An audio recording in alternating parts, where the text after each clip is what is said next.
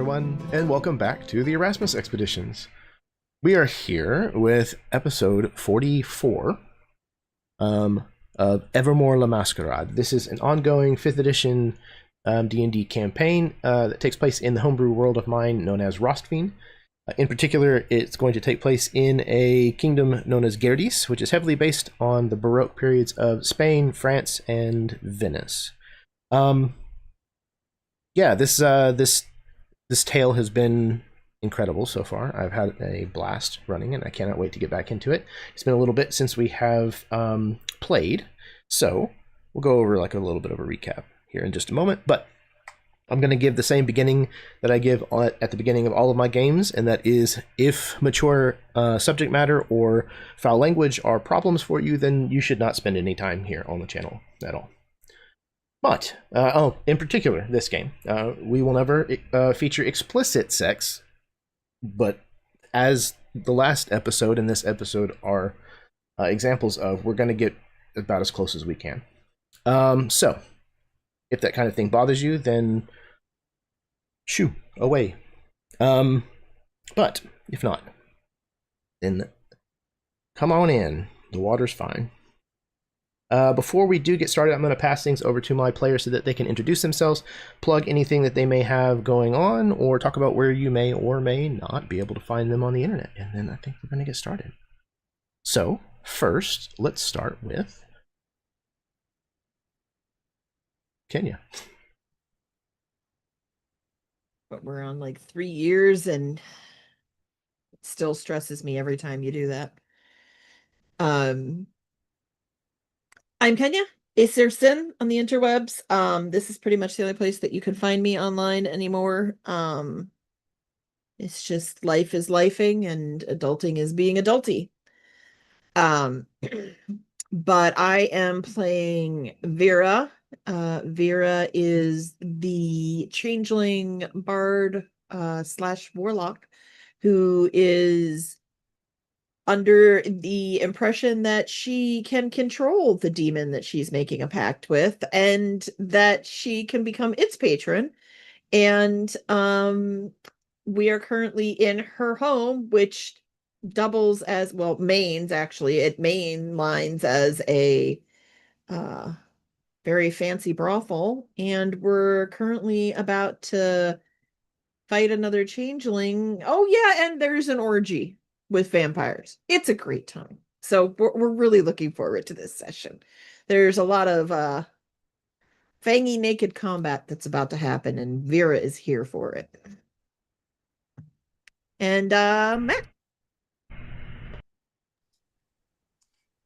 Hello, everyone. I'm Matt, and this too is the only place that I exist in the corporeal world. As soon as Jeremy stops the stream, I actually cease to exist as a being. It's here and nowhere else. What's that? Yeah, Schrodinger's Matt. Yep, that's me. Tonight I'll be playing, as always, Locksley LaCroix, half-orc fighter, a swordsman, a mercenary, and a former noble whose entire family was wiped out. And the day of justice for Locksley LaCroix, or Locksley de Pluma, is fast approaching. I'm going to pass it on over to Em. Hi, everyone. You can find me in one other place on the internet, which is on Mini Shrine Domain. Yesterday, we went through our season finale in Vi's game, which was really amazing. All the pieces are coming together. We're definitely going to die for, I think, the 4th time. I think this might be the 4th TPK, but it's great. It's fun. I love it. It's a really good time. Yeah, tonight I will be playing Sylvie Levine. I am so excited to get into it, to see what's happening, yeah, just super excited. I will pass it on to Austin. Super psyched to get back into this. I'm Austin. You can find me in your closet. No. I am not on the internet anywhere, and if I am in real life, I would be surprised. So let's see. I'll be playing Guillaume de Lestot, the rakish, eternal student, playboy, idiot, arrogant, jackass, genius of the group.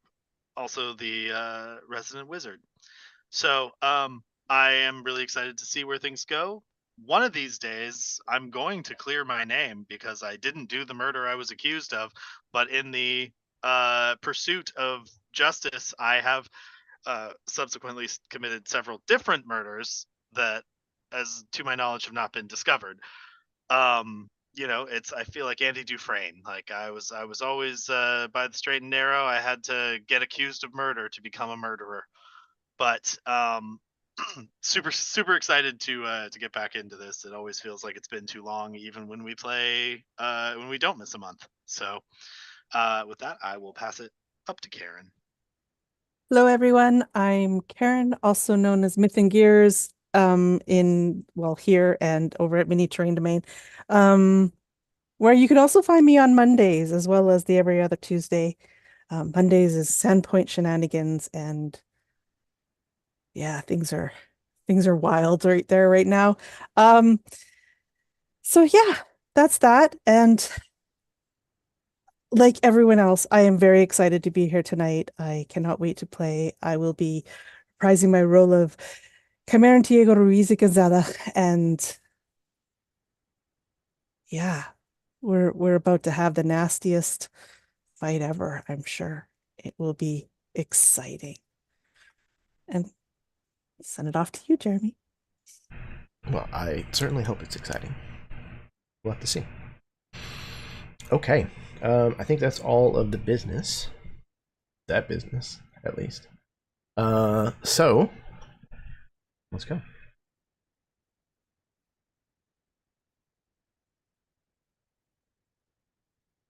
We find ourselves once again in the Castillo de Fugida, the Castle of Escape. It's a place that we've seen many times so far in our story, but things are a little different on this visit. Everywhere you look, there is a naked person draped over a piece of furniture or over one another, engaged in the kinds of acts that one would get up to in a brothel. The place is still immaculately appointed, as Vera would not suffer anything cheap. And we can hear what sounds like shouting, sounds of combat, as we kind of pool from room to room. We see secret passages that pass between the walls, beautiful furniture, but there's also something else about the people here that you notice. Some of them seem to be feeding on the others.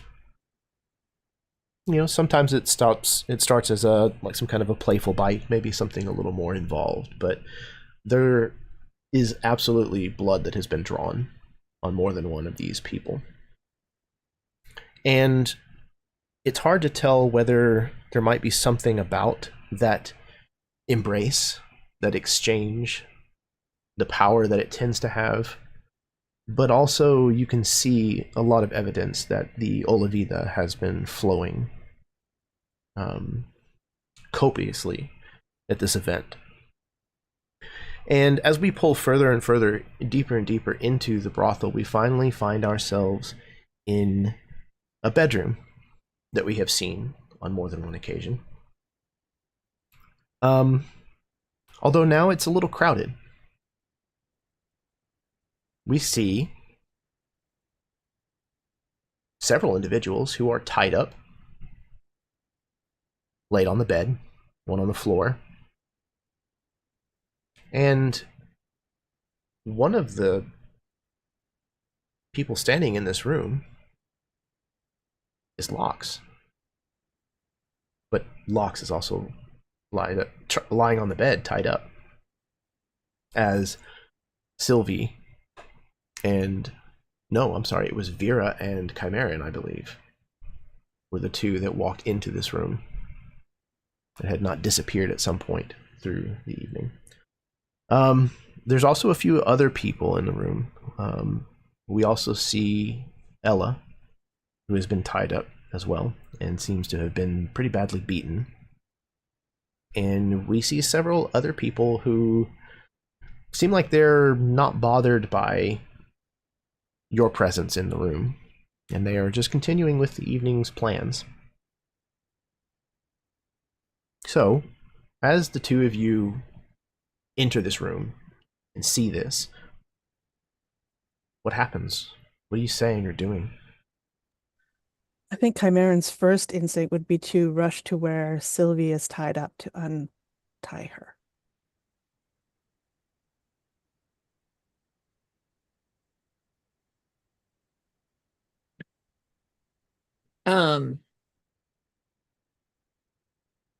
I think as soon as Chimeran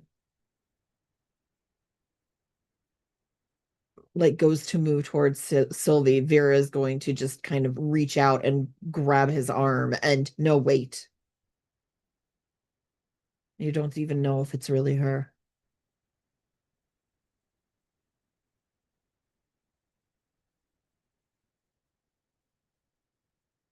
And she just stares at the woman that we've been chasing around. The woman, this person, creature, who has taken the form of the madam that you knew, you don't see her in this room. Oh, she's not in here? Mm-mm. Okay. I'm less concerned about Sylvie not being who Sylvie, and more concerned that there's two Loxes. So I think I'm going to continue over to where Sylvie is. So maybe those words will have stopped Chimeran from actually untying Sylvie at this moment, but he's definitely getting close and near. And I think Chimeran's going to whisper something into Sylvie ear. It will be in Vicarian. Oh. And I think it'll be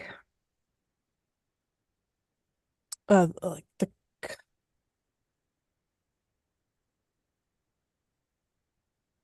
in Vicarian, like brother at, and then I can't remember the bar that we're going to meet at, but that's what I believe it was the Rackham and Stackham.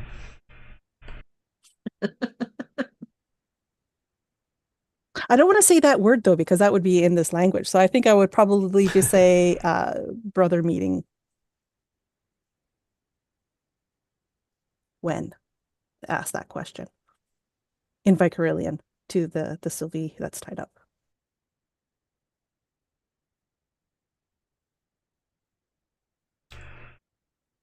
Lox, who is untied, kind of looks around strangely. Where'd he go?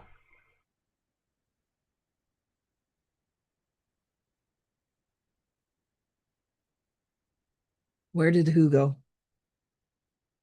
The shape changer. You were chasing him, right? This is the untied Lox? Mm-hmm. But there's a tied up Lox too. There is. And the tied up Lox is straining against the bonds, and if Lox is gagged, Jeremy, or is he just tied up? So he would be saying, Vera, don't listen to him. That's the shape changer. What? No, that's the shape changer.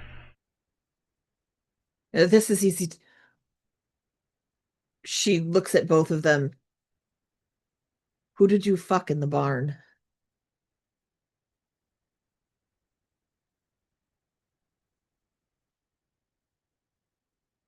She just looks at both of them. Looking up character names here. Jeremy frantically opening notes. Oh God, yes. I'm like, oh no, what is that person's name? Too many goddamn NPCs. Can't remember either. That's terrible. It was the Nice. himbo. It was He's the a nice himbo, guy. yeah. I just can't remember his name. No. As the real locks No would say. Perfectly pleasant guy. I had a good time, but I can't remember his name. Oh my God, there's so many. I have no idea. You're like, well, which barn in particular are you asking about? Which barn? Yeah. Wait, I should have said, I would have asked, who did you fuck in the horse house? That's the okay. So, and that I think that in game, there's actually like a long moment where both Loxes are kind of like thinking. I don't remember. I can't find this. Like picture. neither of them is quick with the answer. And then the one on the bed goes, you might have to be more specific. Barns are kind of my thing. He's like, you have to remember, I grew up on the streets, so. Oh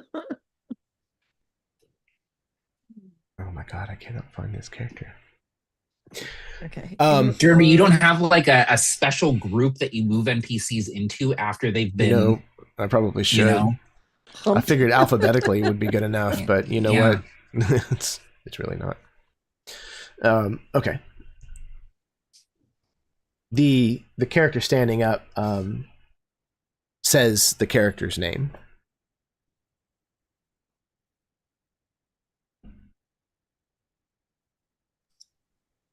The one on the bed goes, yeah, him.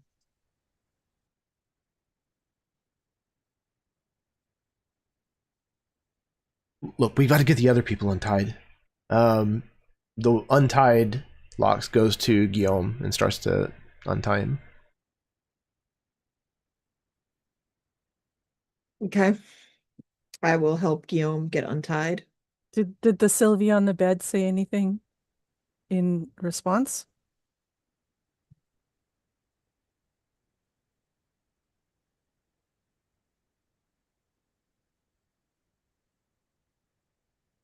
Yeah. Chimaran does not move to untie her. Are we just tied up? Yes. Or we okay. There is only one Sylvie, just to clarify. Okay. So then I guess Sylvie responds in Vicarian. It's me. Yes, we are going to meet my brother after.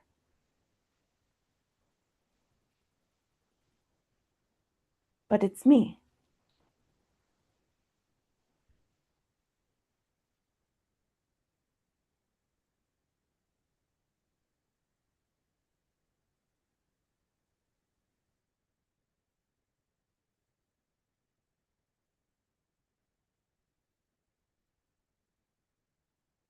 Like Guillaume is laying there tied up. Like, do any of you have any tests for me? You need to prove? Please, someone. I think because Chimera's not quite satisfied with that answer. There's a little bit of doubt still left. Would then say, and who do you know me as? Also in Vicarian.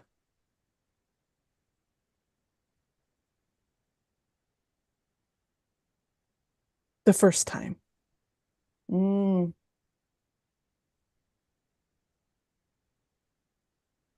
So M does not remember your full name, but Sylvie would say your full female Solana de Cargones. I think at that Chimera would just bend and while untying your hands, kiss your forehead.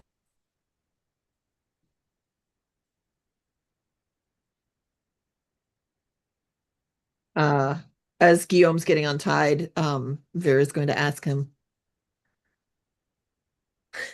who have you murdered? None of the people they say I did. She just kind of shakes her head and finishes untying him.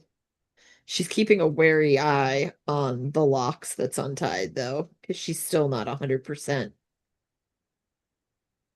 Did we You're looking see into- anything when we were originally pulled in here? Like what I would No. like to say. Okay. Yeah. No, it was in complete, like, pitch black.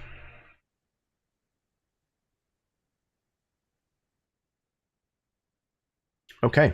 Locks on the bed is Mm. squirming, trying to get himself untied and starting to panic a little bit that no one is dealing with the one standing up.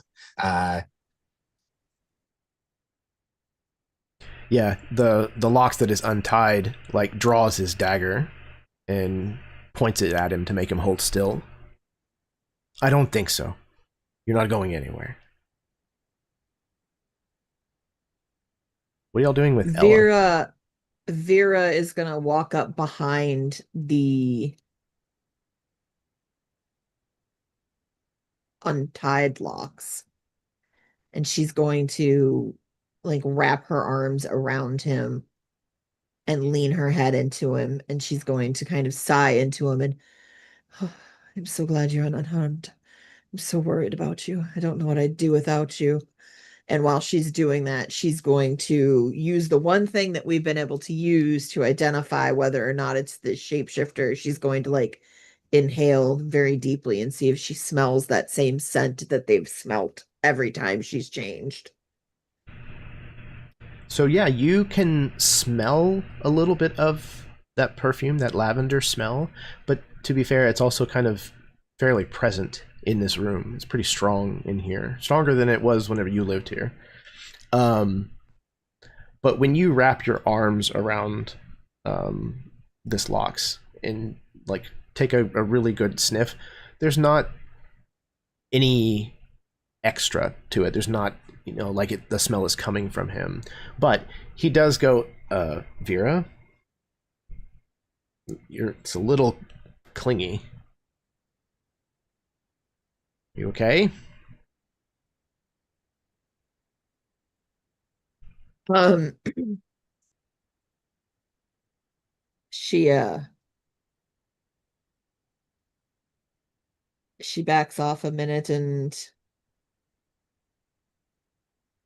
one final question and then I'll know. Where did we find your book?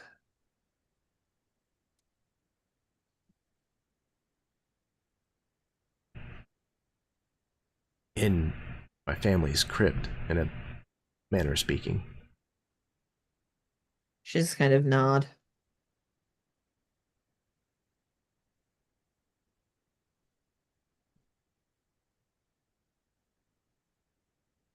All right. And she'll kind of step away from him and she'll grab his ass and squeeze it as she's walking away. He jumps and then kind of just shakes his head. Vera will help the other two finish getting untied and stuff, and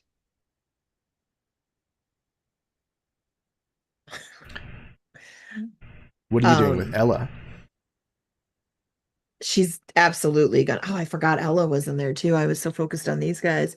Once she's feeling more comfortable with the identity of the person standing in front of her, she will kind of go over to Ella and kneel down next to her on the bed on the floor wherever she's at, and she'll start to untie her and just, are you okay? What, my darling, I'm so sorry you're wrapped up in this. What's going on? I said, she's been pretty badly beaten. She has, very visible bruising in her face and kind of upper body, and her lips busted, her eyes swollen. Looks like her nose might be broken. They've definitely like done a once over on her. And she also looks like she's probably been fed on a couple of times. She's kind of paler than her normal complexion. And as you kind of like grab a hold of her, you can feel like her skin's kind of like cold and clammy. And her eyes are almost like rolled up in the back of her head. Vera? Vera, is that you? I will immediately put a healing spell into her. I will go ahead and give her a level 2 cure wounds. She definitely seems to regain a little bit of her Yeah, her that was awareness. 11 hit points back. Her eyes kind of flutter. She looks around the room confused for a moment, and finally her eyes kind of settle on you, and you can tell it takes her a second to kind of focus. And then whenever she does so, you can see like a little smile kind of like at the corner of her mouth, and she reaches a hand up weakly to kind of like touch the side of your face. You came for me? Of course I did. I didn't realize you'd, this isn't where they said you would be, that you were, I don't know. What happened to you? How did you get taken? Where, no, never mind. We have other things to deal with at this point. So many lies. So much corruption. I know. I don't know. I don't understand what's going on anymore. I feel lost. Like a ship in a stormy sea. I do not know how to find my way back.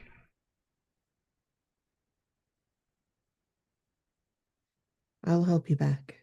I'll guide you back. We'll figure it out. Is she like in her standard outfit, her red outfit? Is she like in normal clothes? No, yeah, like stripped down to like normal clothing, so like an undershirt and like short pants kind of thing. Okay. Almost, and again, she's like covered with like dirt and filth. Like it's obvious that she's been kept, in like a dungeon or cell or something. All right. She will reach over and just grab whatever extra blanket is anywhere nearby, and she'll kind of wrap her up in it, and she'll kind of just secure her on the bed, or like if she's leaning against it or whatever, and then she'll she looks at her, and I have to go take care of something right now. No, I have to. No, you can't leave me. No, I'm gonna be in this room. I have to take care of something just a few steps away. I'll be right here, I promise. You can see me the whole time. She kind of she'll nods. She'll and her stand head up rolls backwards. Yeah, she'll stand up, and as she's standing up, she'll kind of kiss her on the forehead, and she'll look at the locks on the bed. Who are you? Why are you here? Who summoned you? Who brought you to this plane?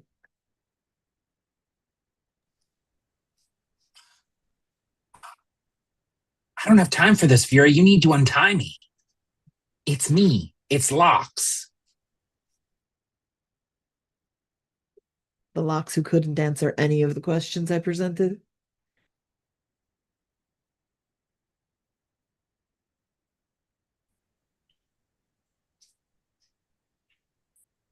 Who are you?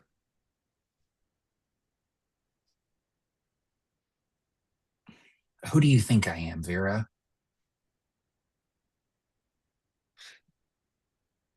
Some weird Listen, fucking twisted way, I would think that you were probably my mother and my father, but who knows? Who at summoned you? least take his weapons from him while we determine who's who here. That's exactly the kind of thing that a doppelganger would want.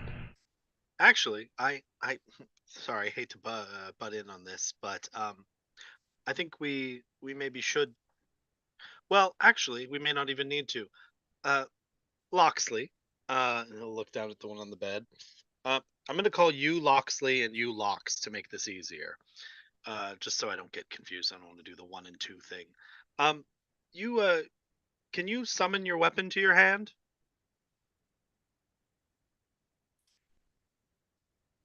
The Loxley on the bed will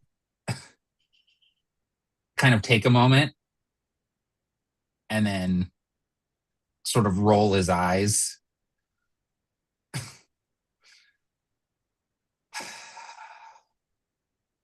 Clever wizard.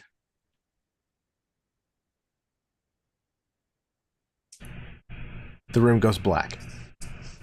Ugh. What are you doing in the moment that the room goes pitch black? Vera's just because all she did was stand up. She's reaching out to make sure that she keeps a hold of Ella. I am making sure I remain in contact physically with Sylvie. The light goes out. Guillaume and the real Lox just hold each other in the dark. You might as, and Vera will say into the air, she'll say, you might as well just be done with it. You've had temporary use of my home. I'm taking it back. I'm taking my family back.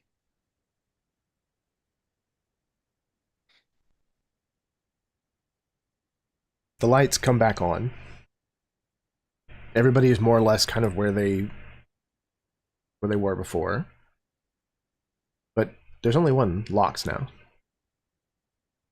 However, there are 2 Veras. Which one is holding Ella? They're both actually standing right next to her. One of them is holding her hand, and the other one is kind of like stroking her hair. Is the remaining Lox on the bed or standing? Standing. Standing. Man, that guy was terrible at pretending to be me.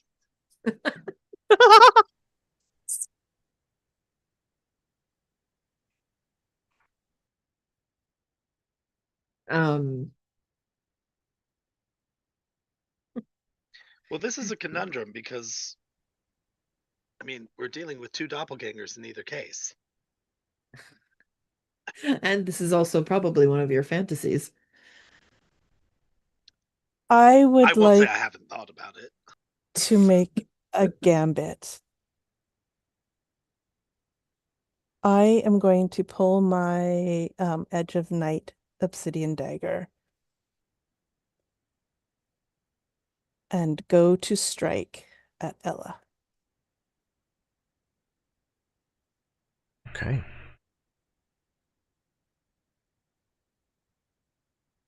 Kenya, I sent you a direct message. If you would check that for me. You got it. Where did it go? I Here have in window Zoom. issues. Okay, I have issues with window. Oh, okay. I will do that.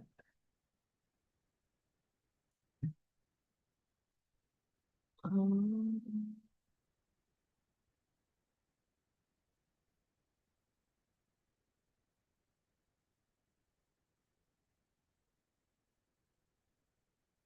voila. Okay. So, Chimeran, you draw this dagger, and you cross the room, and you raise it to strike at poor defenseless Ella. Yep. Okay. Give me just one sec.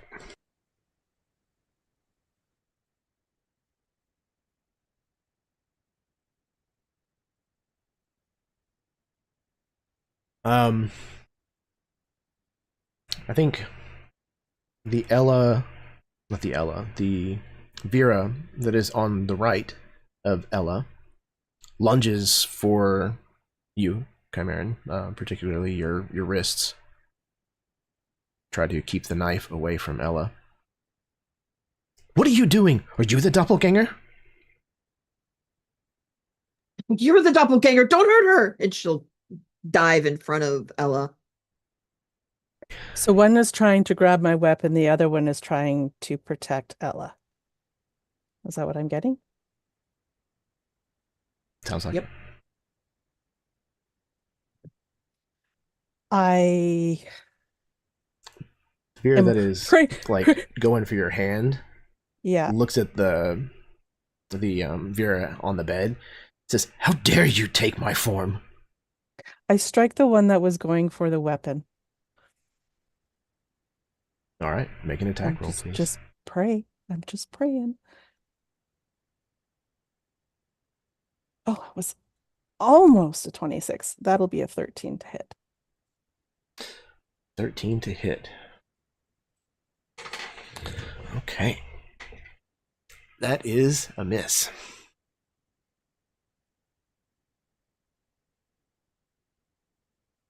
What are you doing, Chimeran? You can't tell the difference? I think it should be pretty obvious what I'm doing.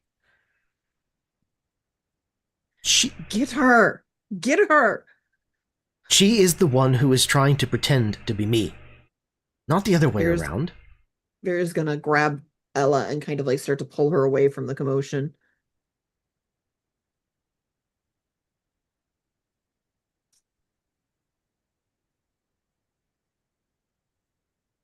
Chimeran, please. I know you. The real you. Who are you? Why are you here? Who summoned you? Summoned? No one summoned me. Who brought you here? It's a long story, and I don't see the need to tell you that. I think you've taken quite enough of mine as it is. And that stops now. I'm getting my home back. Karen's face is amazing.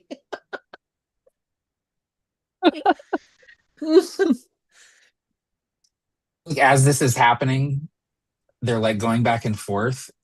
Like Lox will kind of look over at Guillaume and almost have like a shrug, like I'm honestly not sure. Yeah, Guillaume will look back and just kind of whisper, "I don't know enough about doppelgangers to know how this all works. Do they get memories?"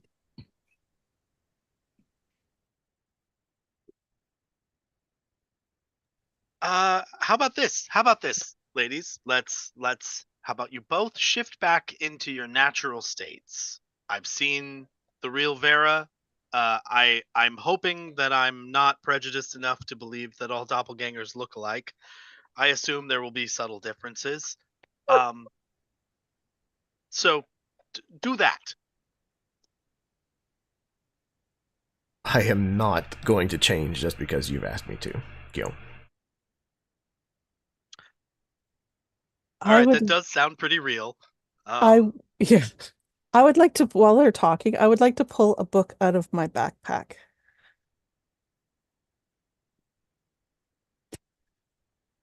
It's it would be the twin of the one that Vera had already had.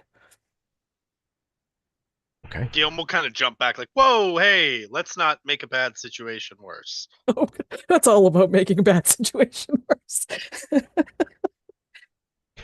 Vera sees you pulling this out of the bag and says, "Have you been reading that book?" That's my book.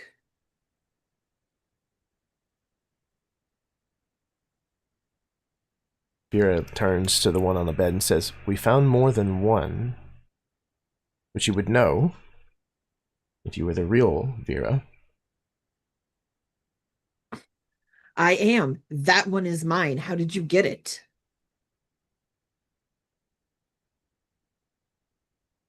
Chimeran puts it back in the backpack and I think would then approach the Vera with the Ella. Vera, I know it's you. Let's What? let's just go. We have everybody. Let's go. Let's leave this one.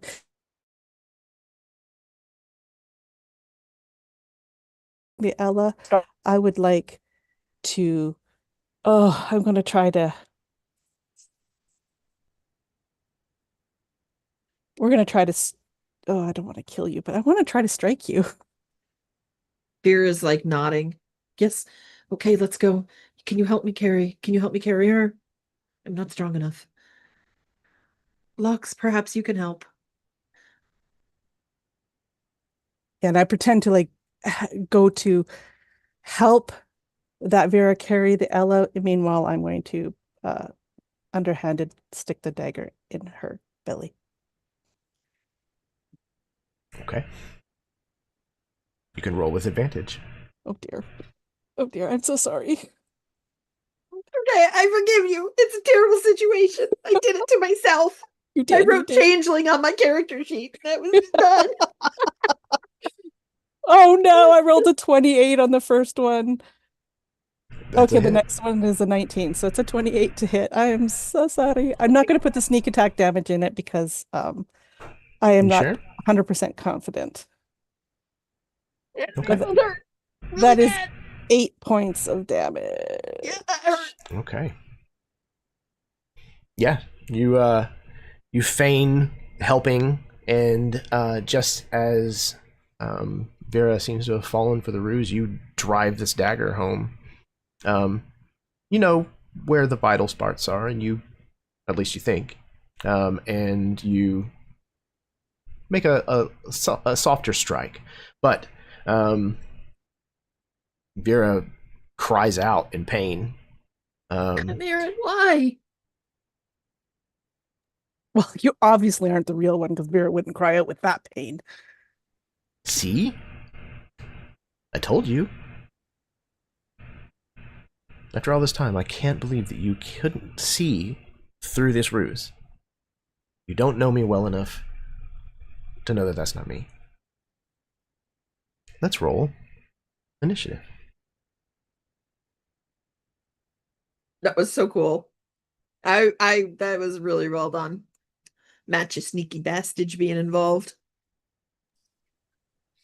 I didn't anticipate it being so hard to pretend to be someone pretending to be the character that I pretend to be every time. I was like, wait, how do I play Lux? The onion has layers. Yeah. Um, Yeah, exactly. Yeah, it was really hard. I was like, how would a person who's not me react, like, and try to pretend to be me in a vague enough way that it still can, it was very difficult. It's a little bit of a mind fuck, I gotta be honest. It was Yeah, really it fun was though. cool. Yeah. I was trying really hard to play y'all's characters and be true to them as best as possible. No, you did great, Jeremy. But- And I don't. When I said that last guy was terrible at pretending to be me, I was making fun of myself. I was saying that I was bad at pretending to be. No, I Lux knew somehow. exactly what you were saying. Okay, cool. But I didn't was, want like, you to think that I saying- was like disparaging you. Oh, no, not at all. Okay, I think I've got everybody. 2, 3, 4. Who am I missing? Oh, Vera. There we go. Okay, Vera and Guillaume, would the two of you please roll d6s for me?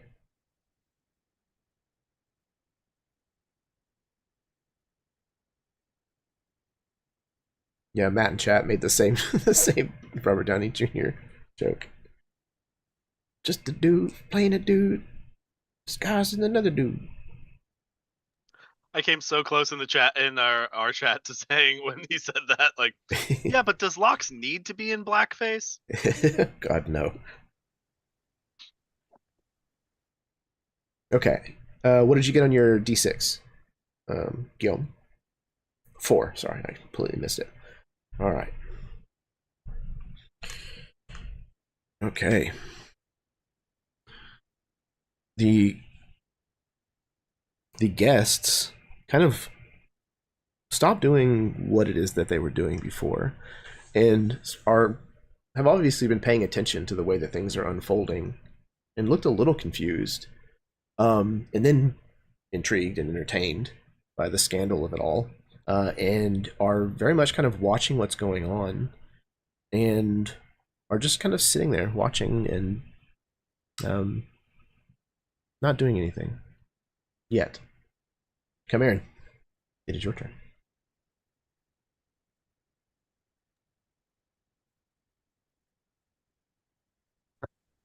Okay, nothing's much changed from when I first except the Vera that I stuck with my dagger screamed out in like pain and holy terror.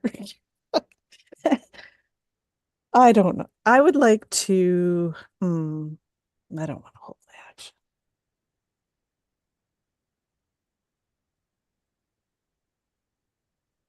From looking at her face when I hit her and her thing, can I do an insight check to find out if she was like how shocked? Because I think the real Vera wouldn't have been terribly shocked that Chimeran did this as much as somebody who's playing Vera. Fair enough. Yeah, go ahead and roll an insight check. 29.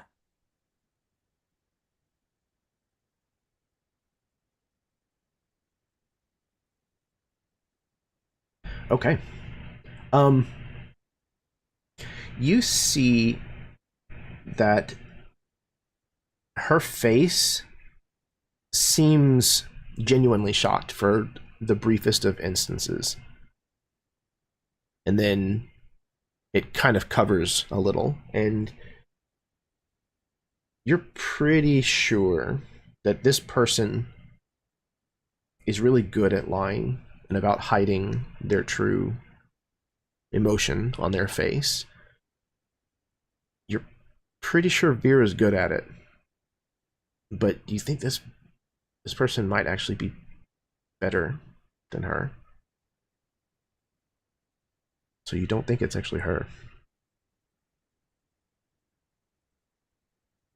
Yeah, okay. I'm going to full weight of my dagger upon this Vera that I have managed to hurt already. So we're gonna go for it. I apologize ahead of time if I'm wrong. Apparently the dice do not. They agree. Chimeran's hesitating. I rolled a 12. 12 will not hit. But everyone else can see that while Chimeran obviously somewhat hesitating because he should have hit that, because that's an easy target, you can see where his attentions are on. This one for sure. And that is don't think I get to do anything. Bonus actions. You probably have the most choices as bonus actions. I have the most, but I don't know what I want to do with them. No, I think I'm just they're not helpful at this point with the knowledge I know at this point. So that's all I'm doing right now. Okay. All right, that brings us to Locks.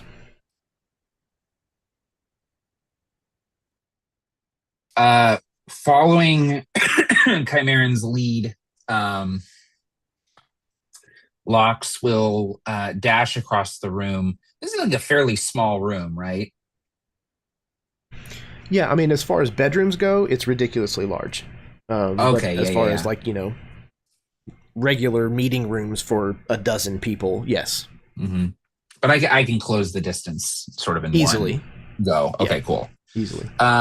So yeah, you might have to leap over furniture or something, but that just looks cool. So. No, exactly. I imagine I'll do a little like kind of butt slide across a table maybe, and I'll sort of pair that with the sword snapping into my hand with sort of a crackle of energy as I summon my weapon to me, and then I will I'll go in on this extra Vera. Seeing Chimeran do it first has emboldened Locks, but he's still maybe hesitating a little bit as he stabs forward with his rapier. Here's the first attack. 18. 18 will hit. Okay, cool.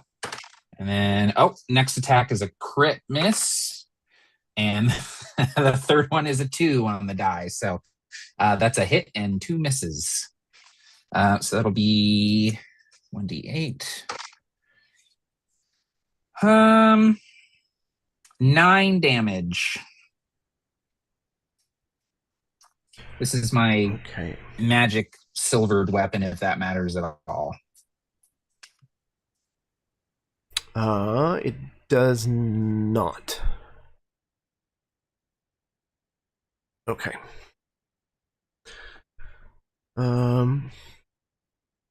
Okay. You stab this Vera as she's trying to cling to Ella, and growing more and more angry. Looks up at you, Lox, and flashes like a grimace, like pulls back her lips at you, and you can see fangs.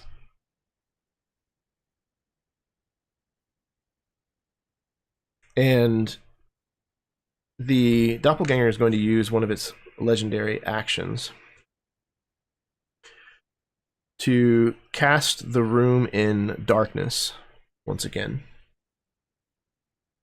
So it goes pitch black.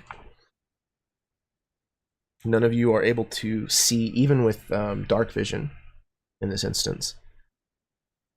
So you are plunged into darkness you cannot see through. Guillaume, it's your turn.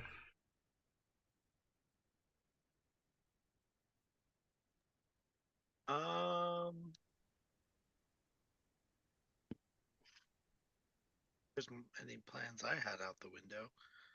All right. You go quiet again. Oh, shoot. Can you hear me now? Oh, there you go. Yep. I might just be mic positioning. New headset. Okay. So I am going to just turn in the direction that I saw the doppelganger last, or this Vera, and I'm just gonna blindly fire a web spell. Okay. What is the area of effect on this web? I honestly think it might just be like well, let's find out. Some voice in the darkness that goes, ew. Oh, a 20-foot cube from that point duration. So this might be a like lot of the room. The entire bed. Like, Yeah, everybody. This happening in this room with the orgy going, with the lights off, is just too much. It's in the too darkness, much for me. a white sticky explosion just there we erupts go. from the bed and Covers everyone. So yeah, that'll just Amazing. mean anybody that starts its turn in the webs or enters them during its turn has to make a dex save. Okay. I'm at least trying to like hold this thing down. It should be big enough that wherever it was, like everything in it, I'll probably hit my target in addition to some other people. Okay. What is the DC for your save? My save is 17.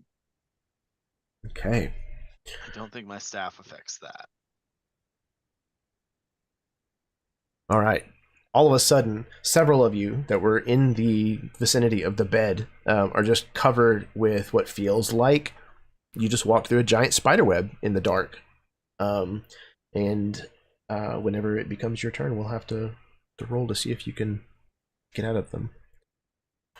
Vera. Sorry, everybody. Sorry. Just trying to calm things down a little bit. Vera, it is your turn, and you were one of the people that were included, so you need to make a dexterity saving throw.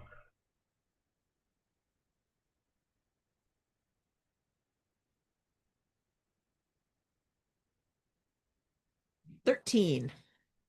Okay. You are stuck. We're still dark though, correct? Stuck in dark. Yep. Or dark Stuck and and dark. Yep.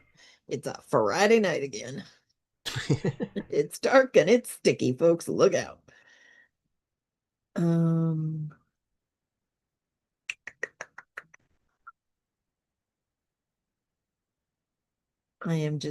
don't want to blast anything in the direction of Ella, so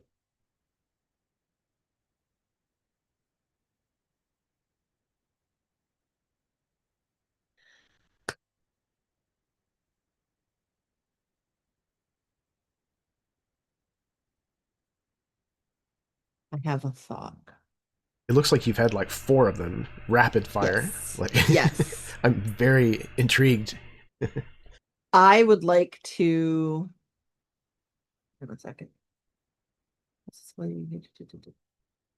Casting time, so. Oh, gotta be able to see. Son of a bitch.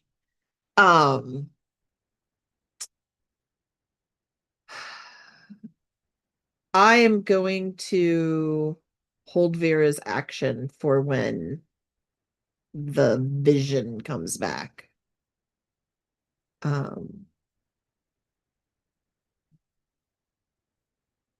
And yeah, she's gonna prepare a hold person, and she's gonna hold her action for when vision comes back. Okay. Alrighty.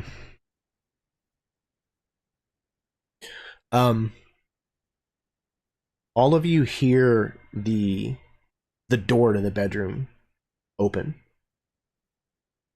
and you hear the footfalls of several individuals entering the room, and you can hear kind of a low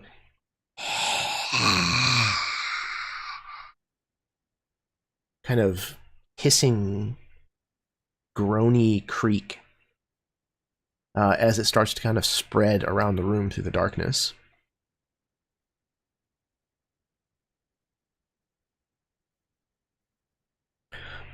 Okay.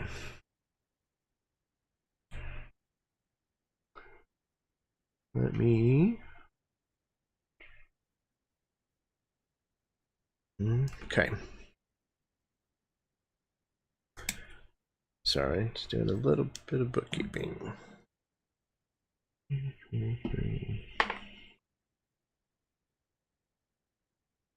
Okay, the lights come back on. The Vera on the bed is gone. There are now 2 Sylvies.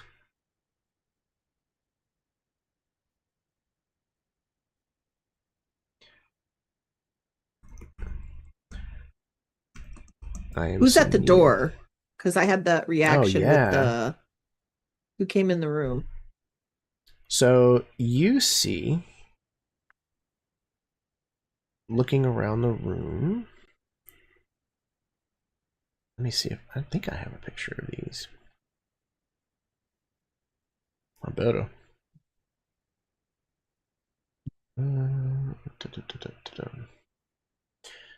No. Oh, you know why? You know, it's really hard to find good orgy guest NPC artwork that I can actually share here on the channel. So you can thank that for not having art. That's what AI is for, Jeremy. Give me people, but no nipples. ChatGPT. Yeah, no, exactly.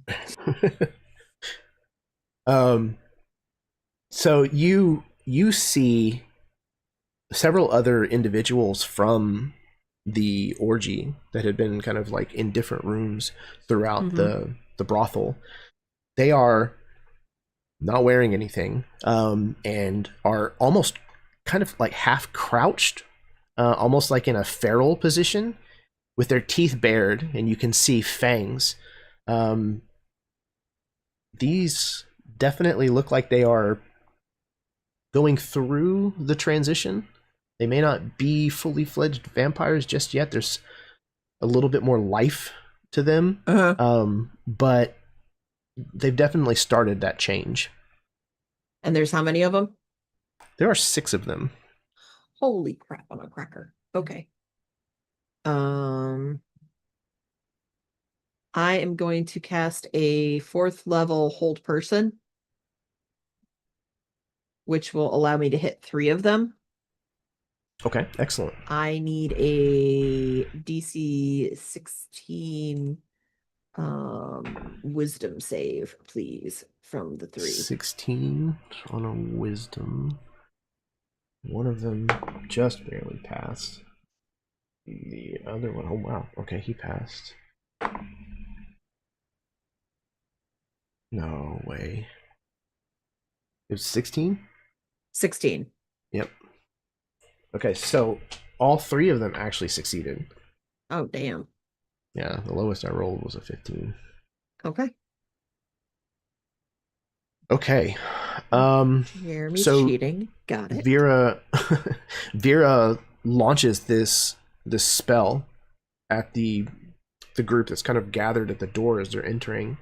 And 3 of them seem like they kind of like start to slow a little, like their limbs move a little bit slower, and then you can see almost just kind of them shake their head, and the effect seems to cease to have any kind of like effect on them. Okay. That is... okay, there are 2 Sylvies. Okay.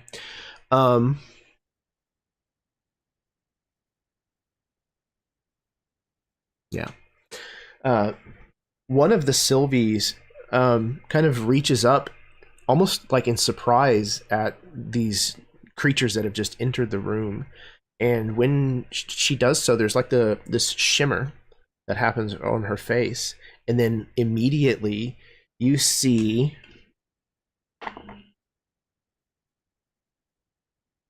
three additional Sylvies appear. There are now a total of 5 Sylvies kind of standing in I don't know what a collection of Sylvies is called. A murder. That sounds good. No. And they're all kind of like looking at one another with like shock and surprise. But then also there's like a little bit of like admiration for the clothing, seen from a different view. Yeah, I literally just had this Spider-Man meme pop in my head. yes. They're all pointing at I one thought another. it's a bolt of Sylvies, like a bolt of fabric. Oh, A there you bolt go. of Sylvies. Perfect. So yeah, we now have a bolt of Sylvies. And Sylvie, it is your turn. Zzz.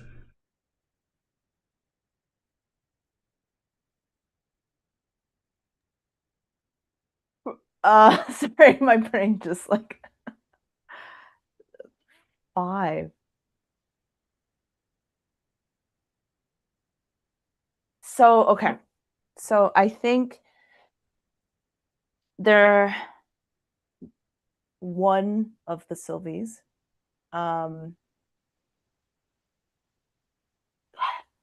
clings to Chimeran. What is going on? I don't like this at all. There's so many of them. What is happening? You see, yeah, Sylvie is clutching onto Chimeran and freaking out. Sylvie looks at this one that is cuddled up to Chimeran. You get away from him.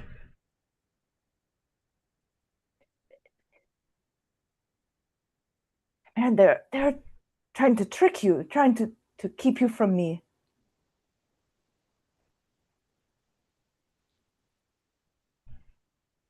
Please, you have to believe me. Now, ladies, there's more than enough of me to go around. Cameron's like, this is great. I'm not complaining.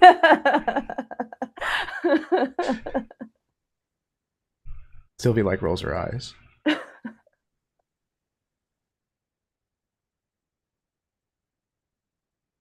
Okay. Is that what you're doing, Sylvie? Just clinging to...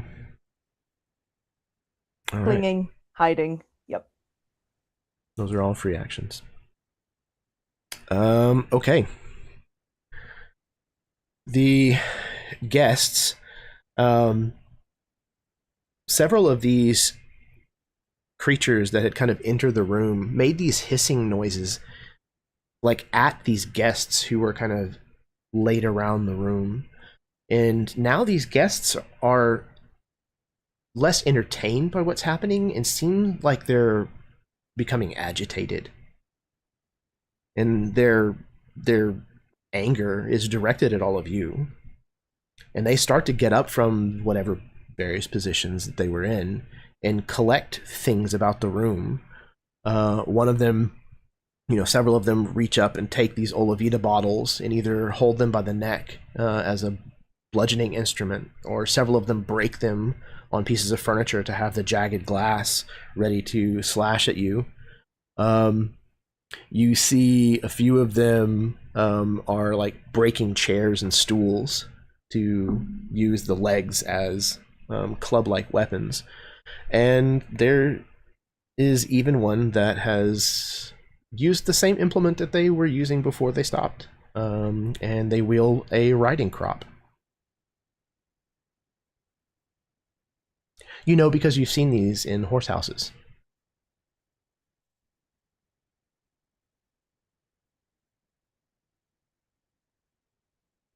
Everything Okay. I need to know I learned in the horse house.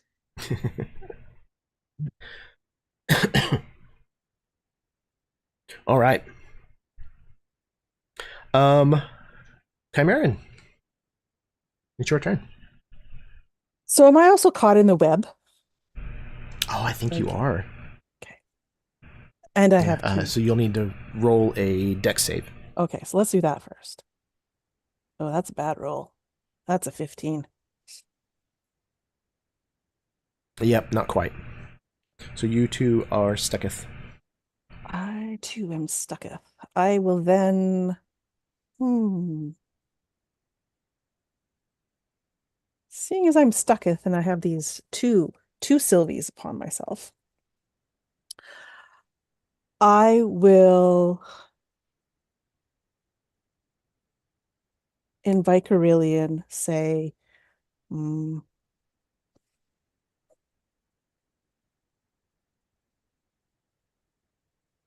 God. All the things that are coming in my head are so inappropriate. I think he'd say in Vicarian, blow into my ear.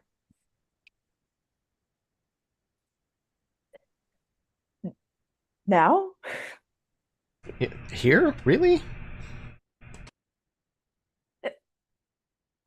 You insist. And Sylvie leans in and the other Sylvie says, "No, I don't think so." Sylvie leans in and just blows confusedly into Chimeran's ear.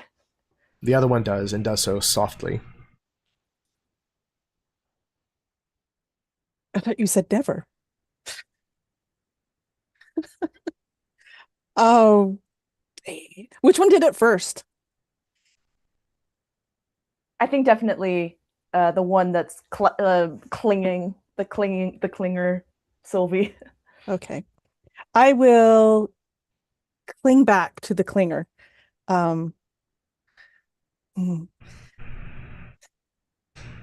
But because I'm stuck, I'm not doing anything else this turn.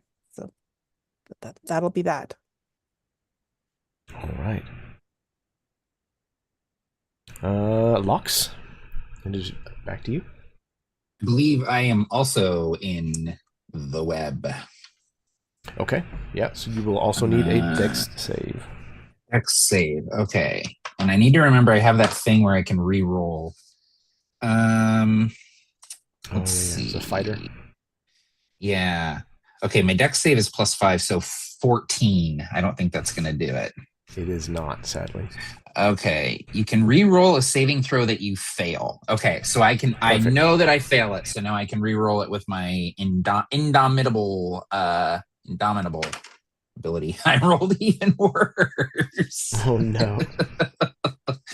Oh boy, so I'm stuck in the web. Is there anyone within range of me who does not look like someone I know? Like melee range? Yeah. Yeah, I would think so. Okay. Oh, you know what? I also have Misty Step, so I can move if I really want to. True.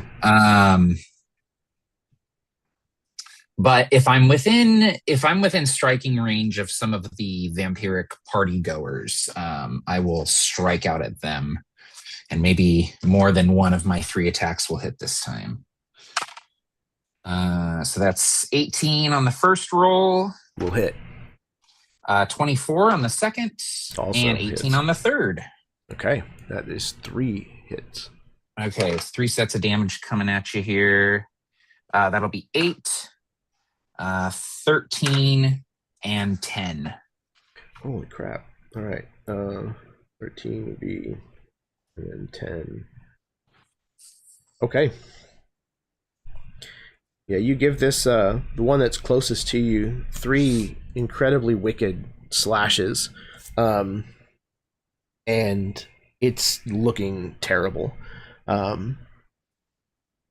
But is not dead.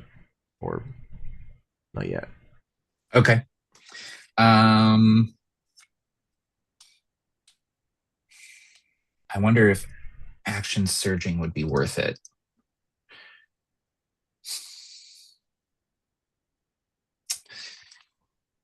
Because how many of them are in the room? You said 6? 6. Mm-hmm. Okay. You know what? Yeah, I'm gonna go ahead and action surge and attack 3 more times. Okay. So it's 24, Also hits. 22, and 20. All 3 hits again. Okay, so that's 15, 15, and 16 on the damages. God, So that's, okay. what is that? 46? Okay. Let's okay. On your second strike that turn, you'll actually kill the one that you were facing. So you can describe that if you'd like. Yeah, I think that Locks just sort of, as this person is sort of entering the room and moving past Locks, he just does these like quick jabs to sort of completely disable this combatant, just nicking certain parts and tendons to just completely knock them out of the fight, whether they're dead or not. And they sort of crumble like a rag doll as he does this very quickly and efficiently, almost surgically.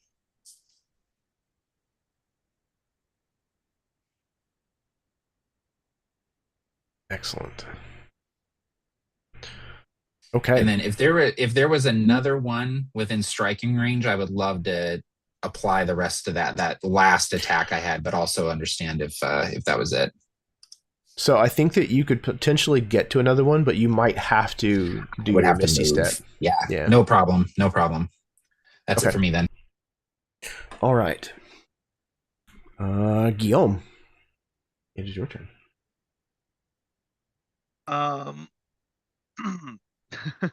The web is concentration and lasts up to an hour. But I'm starting to wonder if it's living up to its intended purpose. I guess it's kept the doppelganger from doing too much damage to us. But I'm gonna look to the new people entering. The words every wizard loves to ask. How big is this room? It's big enough that if you put Fireball in here, it's probably going to get everybody. Yeah, yeah. I figured. You just have to ask. Oh yeah, absolutely. You could park it in the hallway, like right outside the room, and you'd probably get like a blast of like cone that would come through and get a decent number of them, but Let's play it a little safer than that. I here's have. like my wallpaper. I know. I'm still waiting for a good chance to destroy that painting that she mentioned last time. I mean, for someone else to destroy it. Okay, I still have a couple. Oh man, I'm so close to out. But I have 2 more of those fire breath potions that we picked up God knows when. So I'm going to quaff a fire breath. And actually no, I'm sorry, I'm not going to do that. I'm going to play it very safe. I'm going to shoot a I'm going to run over to the nearest one of them and try to hit him with a shocking grasp. Okay.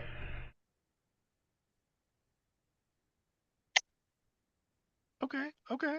That's I believe the staff affects that, so it would be a 25. Will absolutely hit. That makes sense. This individual has a broken bottle in their hand. And I have misplaced my dice. Oh, no. I'm sorry. These are the other ones. What do they carry? Nothing, because they're naked. Okay. Interesting. 8 plus 4 is 12. Plus 7 is 19. 19 points of damage on that shocking grasp. Okay. And then I will move away and try to position myself sort of behind the web a little bit. Try to give myself a little bit of cover. Not cover, but make it a little harder for them to get to me. All right. I will yell out, like, is the web helping or not? Should I keep it? Imagine there's like an entire chorus of no. Not you guys. I'm asking my friends. I imagine that included several of your friends. All right, I will. Yeah, drop. Locke said no both times, louder the second time. I will drop concentration on the web.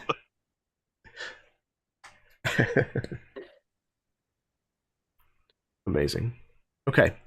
I'm going to once again use a legendary action after Guillaume's turn.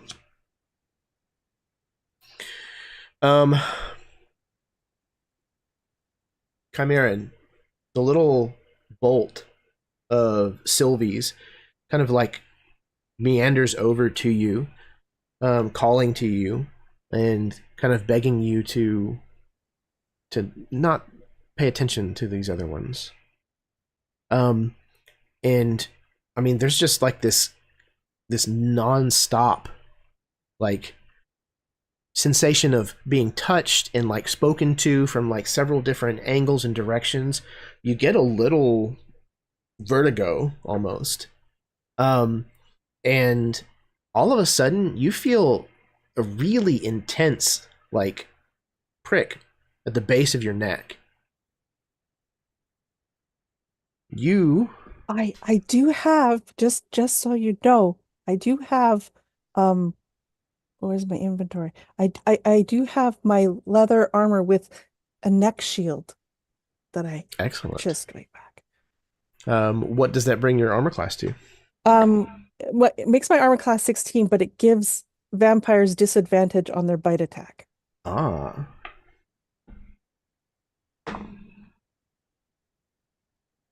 Okay. And what is your AC? 16. Wow. Okay. So you feel all of a sudden, as you're being kind of, well, for lack of a better word, swarmed, all of a sudden you feel pressure on the side of your neck. And you realize, you kind of like look back, and one of the Sylvies has like grabbed a hold of your shoulder and is trying to sink its teeth into your neck. But luckily for you, this collar that you have decided to add to your armor is what is preventing it from actually being able to penetrate the skin in your neck.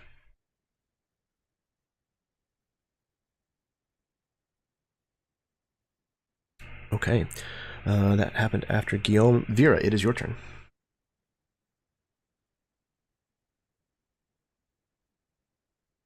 Okay, Vera is going to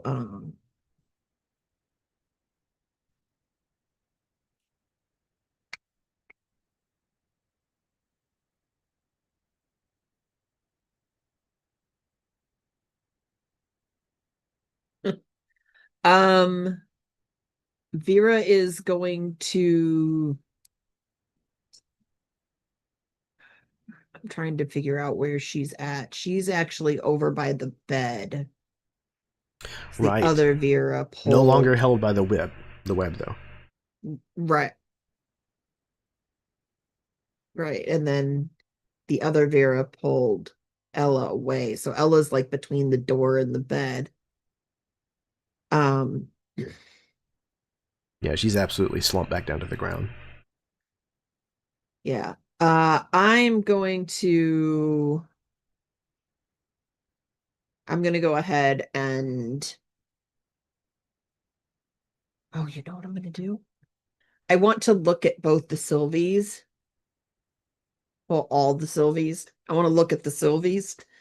And I would like to see if I can see blood soaking through any of their clothing. Okay. Roll me a Because perception. the changeling got attacked.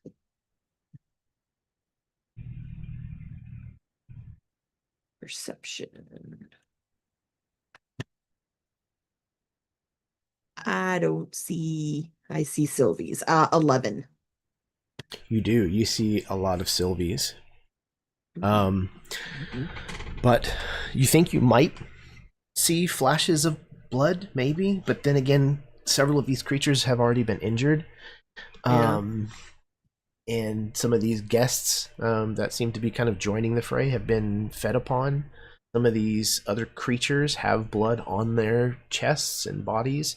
So, yeah, there's some blood around. Okay. Okay, Was there so anything else? yeah, I'm just going to Eldritch Blast the second one that Locks went after. Oh no, he didn't because he couldn't move. So I'm gonna Eldritch Blast one of the guests in the room Okay. with the weapons. So I will. First one is so I get 2 blasts. Oh, damn. First one's a 23, Yes. and that will do 7 damage for the first one. Okay. The second one is a nat 1. Mm. And That will not hit. Sylvie, or I'm sorry, Vera will kind of shit as it kind of skews off and like hits like one of her favorite like little pieces of decor on the wall or something, and There's absolutely like a vase or something that just shatters. yeah, and it like shatters and the whole thing. The guest that you hit with your first Eldritch Blast kind of looks down and realizes that there's this like hole, like cavity, like straight into their torso. Looks up, kind of looks very confused. Oh my! And then just falls over.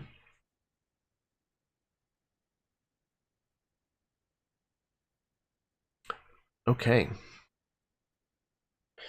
The creatures are going to move to each one of you, and then we'll figure out where the... Oh no, one of them died, so there are only 5 of them. Perfect. Love it when a plan comes together. Alright, we're going to start with you. Come here, and what is your armor class? 16. Look what I rolled on the die. I don't like that. Mm-hmm. No, Guillaume. this is in addition to the other, like the Sylvies. This is in addition yes. to the Sylvies. Okay. Correct. Okay. The Sylvies will not protect you. 15 for me, but Okay. I have the cloak of displacement, so I look like I'm like a foot and a half off where I am, so it's disadvantage. Disadvantage, okay. I also have the ability that if they actually, if an attacker that can see hits me, I can use my reaction against it to have the Okay. damage. So Yeah, it would hit you. So yeah, you can see this coming for sure. Guillaume, it missed you because of your cloak. All right. Sylvie, what is your armor class? 14. Okay. Miss you. Locks? Uh,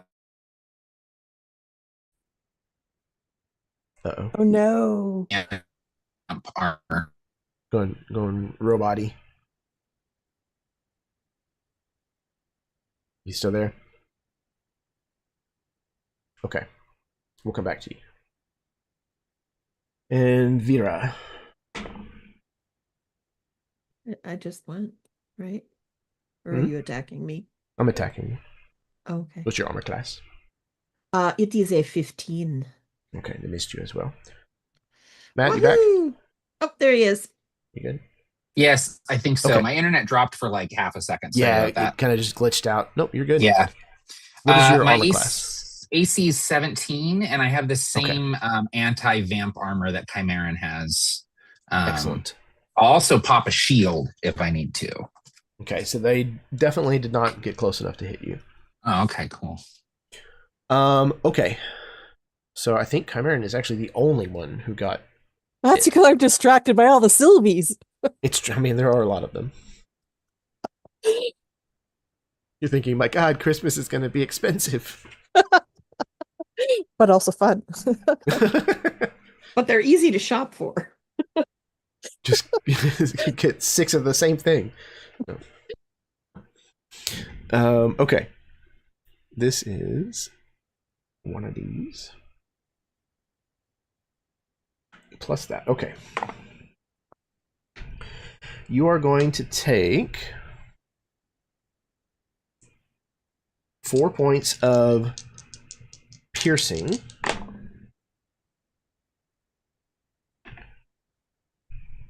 And 14 points of necrotic damage. So I would like to have that with my reaction. Probably not a bad idea. Yeah, this thing like scratches you with these kind of like elongated fingernails, and whenever it makes contact with your skin, almost immediately there's that kind of tingle that kind of comes almost from like a chemical burn, like at the site of the scratches, almost like when a cat scratches you. You kind of feel that burn at the edge of the wound. Okay. Everybody else missed. Very disappointing. What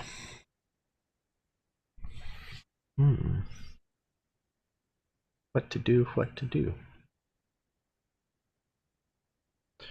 Okay. Chimeran. Yeah. I need you to make a wisdom saving throw, please. Well, that's not so good. It'll be fine. No, it's not going to be fine. Apparently, I rolled a 9. Let's see. Do I 9. have anything that helps me with that? I don't think I do. You look down at this bolt of Sylvie's, and suddenly there she is. Unequivocally, you see the real Sylvie looking up at you. You can kind of see this concern for the situation, but also this slight smirk at the absurdity of this situation. Almost like understanding that you'll probably laugh about this later. You feel drawn in, lost in her eyes.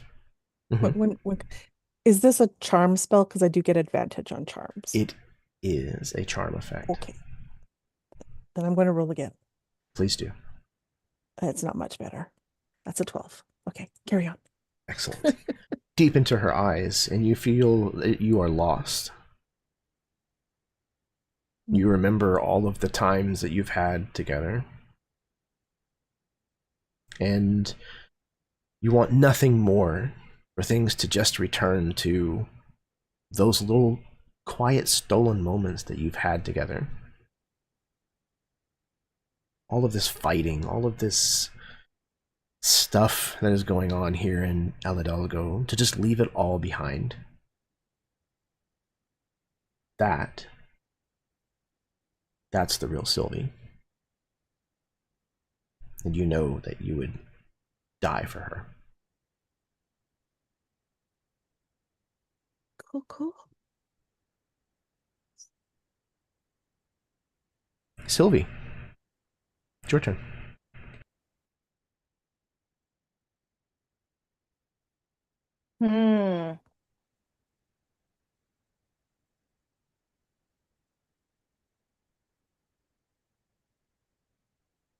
Sylvie. So does Chimera look like he's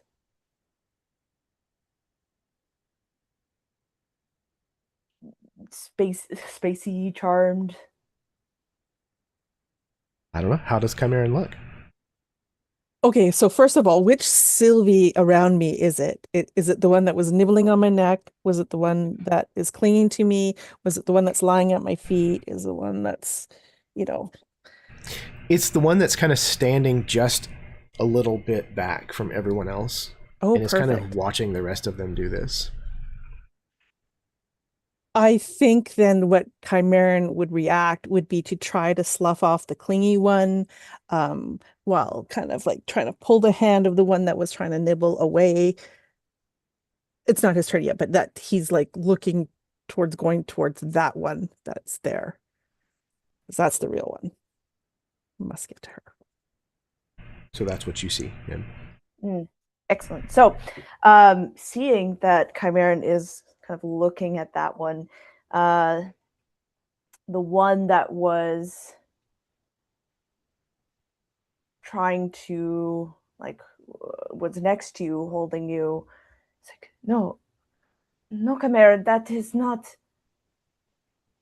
the right one. You are under some kind of, no, that is not, it is me. Chimeran, please don't do this. And Sylvie is going to take a knife and is going to lunge at the other Sylvie that Chimeran was going for. Okay. Roll an attack, please. Yeah. No, you stay away from him. Good thing I used my reaction already. Oh no! I got a nat 20. Oh dear. Okay. I'm going to do one more thing that I'm going to need you to roll. Yeah.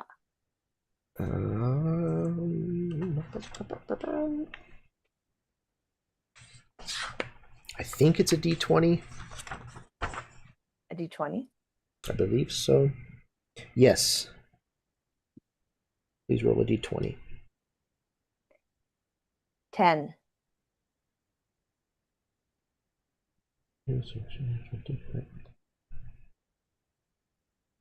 Okay.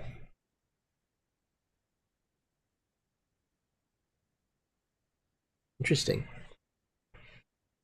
Okay. So,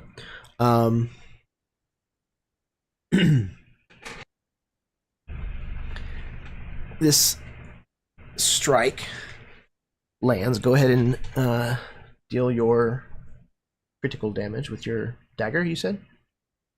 No, Sylvie has a staff, usually. Staff. Okay. Yeah. So how do you do crits? Is it max? So, yeah, take all of the dice and modifiers and max those out. And then you're going to roll your dice and add your modifiers a second time. Okay, great. So I rolled What did I roll?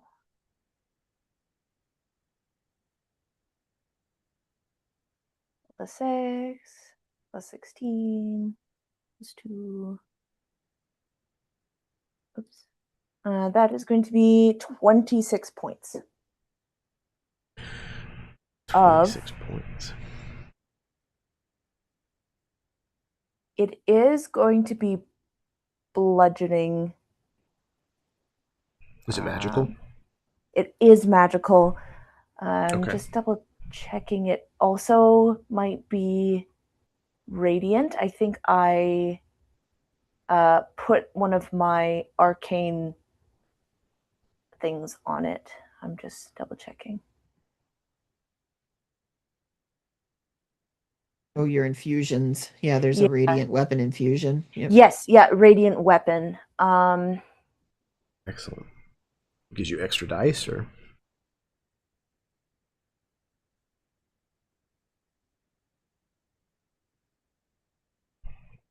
Oh no, it's just a reaction. So nope, that's it. Yeah, just blood. Okay.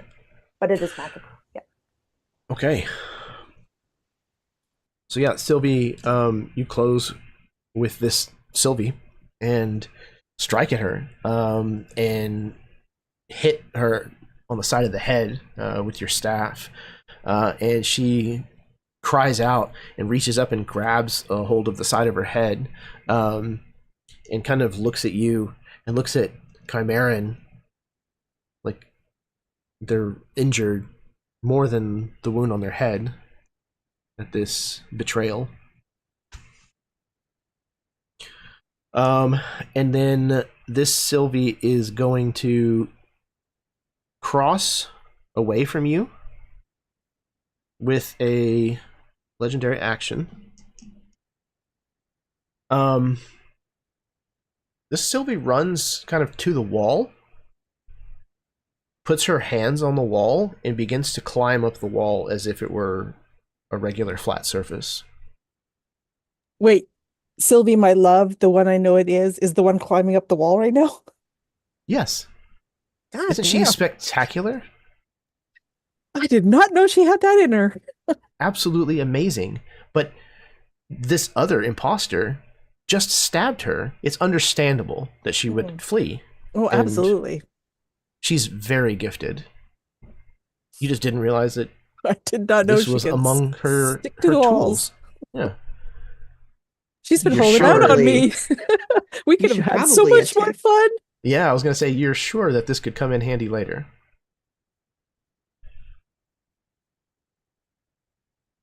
Okay. That happened on the tail end of Sylvie's turn. Okay, we are back to the armed guests. They are going to move forward. 2 on each of you. Vera, your armor class again? 15. 15. Okay. One of them managed to hit. That's pathetic. They are terrible. Okay. You can see when they're attacking that like their behavior is strange. Again, almost like it's like a personal vendetta. Like they seem angry, like really angry at you. But none of these people look familiar to you at all. This one strikes out at you with a broken bottle, and is going to slash at you. And the other one has a chair leg. So you're going to take 6 points combined. So 3 points of slashing, 3 points of bludgeoning. Okay. Guillaume. I don't know why I jumped across the screen. What is your AC again? I don't think they're 15. going to hit you. No. 15 and disadvantage. Yeah, they missed. Yeah, I'll kind of jump back and say, why? What did I do to you, man? What the hell? You're going to bleed for For the great ones. Oh, so you're like crazy. We'll train you, and then they will give us everything that we've ever wanted. Yeah, that's not happening, buddy. Like, even if you succeeded, that's you're not gonna get that. Whatever. Fine. I'll just kill you. Okay. Sylvie, what is your AC again? 14. 14. Okay. 2 hits. One of them broken bottle, the other also a broken bottle. The second one, however, was a critical. So the first hit is going to be slashing damage to the tune of 3 points. The second one, however, manages to catch you under your armor, and you're going to take 8 points of slashing damage.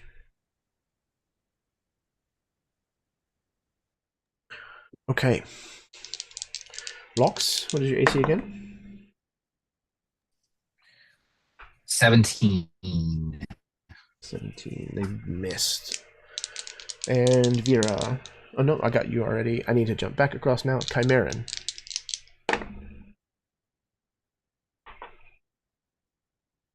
What's your AC? 16. 16. It With missed you the neck as well. guard thing. These were not bites, but Okay, yes. yeah. These were the naked guests. They attack you all with a multitude of weapons. A couple of you get a few cuts here and there. Sylvie, you definitely got this broken bottle kind of like jammed into the small of your back. Several of the broken pieces seem to have broken skin. But that finishes them. And Chimeran, it is your turn.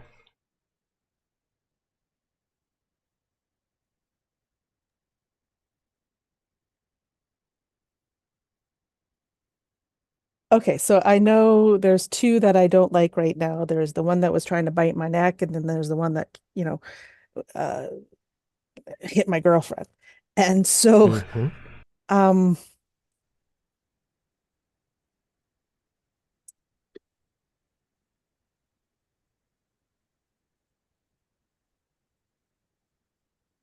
Oh dear, I don't know what to do.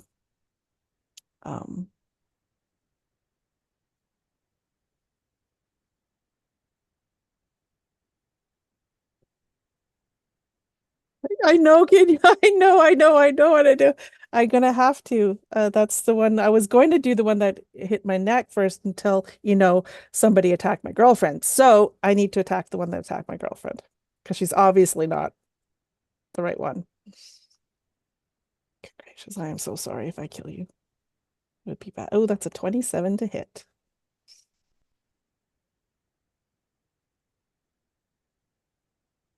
Pretty sure that hits. Okay, so well, that is a 7 from the die, and then another 15 sneak. So we're talking 22 points of damage.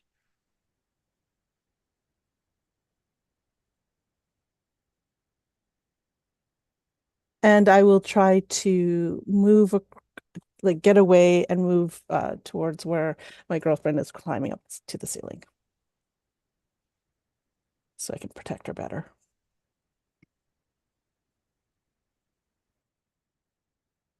Okay. Lox, it's your turn. Okay. The web is gone, correct? It was turned Yes. off. Okay. Awesome. Great. I appreciate that. Honestly, a clever idea. Just didn't end up working out. They as don't always foreseen. pan out. They don't know it. You miss 100% of the shots you don't take. So, But the memory will always be there. I'll always kind of feel like I have webs in my hair for some time. So thank you, Guillaume. So I'm going to move to the nearest party goer. I'm just trying to thin the herd here a little bit. I'm not going to get wrapped up in what's going on over there with all the Sylvies. I feel like my best role right now is DPS, so I'm going to do that. So if I can move so that I'm sort of like, I want to get in the shit, Jeremy. Can I like position myself so that I'm sort of adjacent to like 3 or 4 of these party goers? I'll even sort of like try to get their attention if I have to sort of position myself in the middle. Yeah, especially having, kind of a long, like, arm span and, a longer sword, you can definitely position yourself where you could easily attack 2 or 3 of these. Awesome. Okay, cool. All right, so here's first attack. Ooh, that's only 16. No, sorry, 17. 17 will hit. Okay, so that's 1 hit. Next one is, this one might not. 14. Is also a hit. Shit, okay. Then that one's definitely a hit. 18 on the die. So 3 hits worth of damage coming up here. That's going to be, how much do I add? 7. That's going to be 11 damage, 15 damage, and 13 damage. Okay. Start with the one that you had already injured. Or no, the one that you had injured before was dead. Yeah, I wasn't able to reach another one. Yeah. So But I can now. 11 was your first one. Yep. What was the second batch of damage? 15. 15, okay. And then the third one was, I believe, 13. Yes. Okay, so we've got... Ooh, okay. It is severely messed up, but not yet dead. And I think in flavor only, not mechanically, Lox has his rapier and his dagger out and is sort of just like whirling both of them into the crowd of partygoers. Yeah, there's definitely a lot of like, they'll lunge forward and kind of like hiss and bare their teeth and fangs and then kind of withdraw, trying to find a good opening, trying to take maximum effect of any kind of lapses in defense. Okay, that was Lox. Guillaume, it is your turn. I think Guillaume, this is a small enough room that he's trying to kind of keep track of what's happening everywhere, and seeing that one spider climb up the wall, he's just going to be like, oh no, fuck that, too creepy for this situation, and he's gonna hold out his staff and he'll whip it in like a small semicircle kind of motion, and a little like black tear kind of opens up in front of him and a corresponding one right in front of her, and it'll be a DC 17 save. What is it? I think it's a, sorry, I should have been prepared with this. It will be a DC 17 charisma saving throw for banishment. Okay. I rolled well, and that it was a charisma save? Yes. Yeah, okay. They passed with a 25. Okay, then I am going to also, noticing that they seem to be doing too well, like not like a starting to skid to avoid it, I will cast a silvery barbs. Is it another saving throw for me, or is it an attack roll? It's Okay. that one's another, so they just have to re-roll and take the lower roll.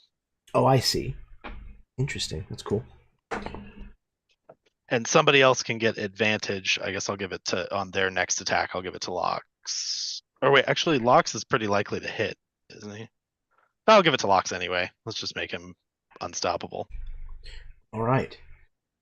So, you, the spell gives them disadvantage on the saving throw that they just made. correct? Yes, it's when they Okay. so when someone succeeds on an attack roll or saving throw or ability check, you make them re-roll, and they have to use the lower roll, and then Perfect. I can give another creature I can see advantage on the next attack roll, ability check, or saving throw it makes within the next minute. Excellent. Okay. What does your Silvery Barbs spell look like? Is there a visual to it?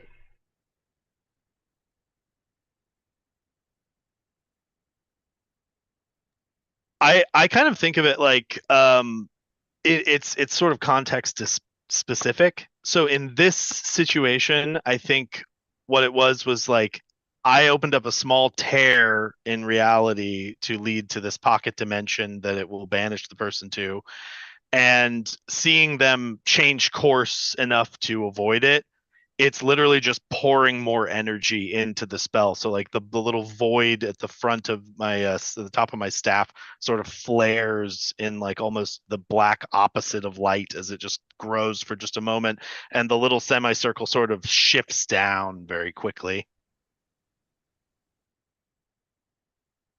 This entity that's crawling on the ceiling, this Sylvie, um, feels this pull, this gravitational like force that is, exerting itself on it, and it starts to like be pulled off from the ceiling. Like its feet first are dangling down, hands kind of almost stuck Spider-Man style to the ceiling, and is shaking its head. No, no, no, no, no, no, no, no, no.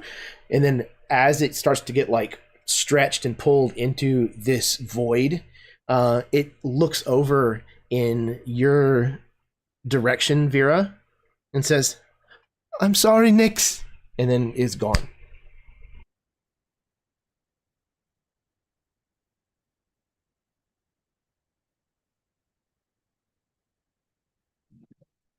What happens to me?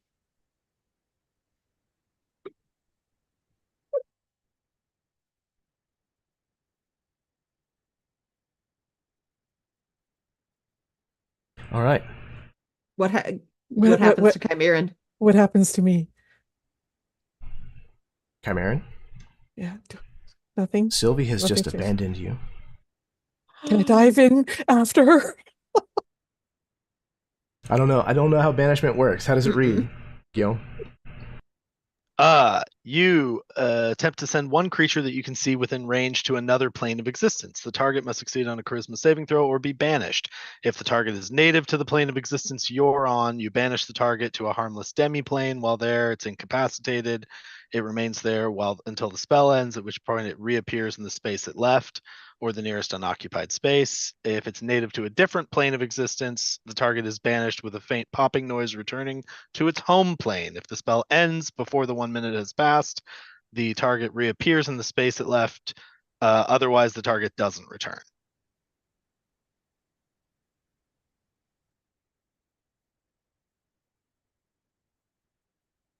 Okay.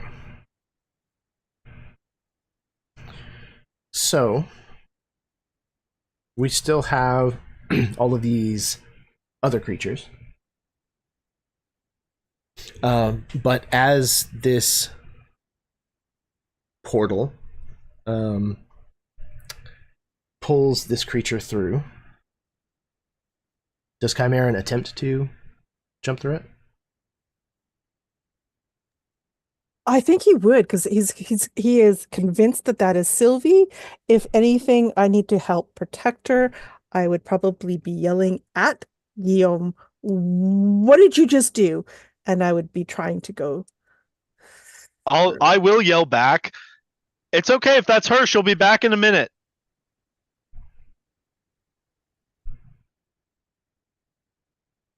I still think I'd go through. I mean, the compulsion is real.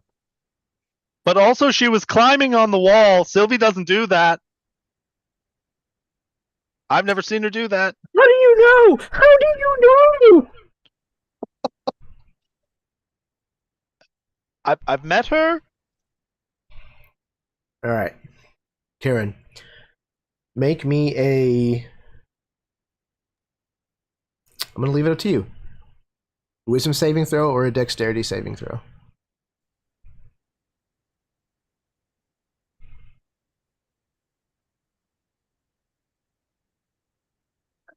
Well, I'm really good at dex. I'm very bad at wisdom, but I'm thinking in this case, it's the wisdom I've got to overcome, because the dex we dive in there. So I'm thinking Sure.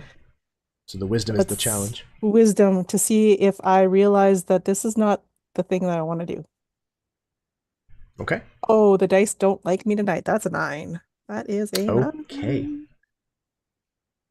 Chimeran takes 3 large steps and dives through this portal that Guillaume has opened just as it kind of rumbles and closes.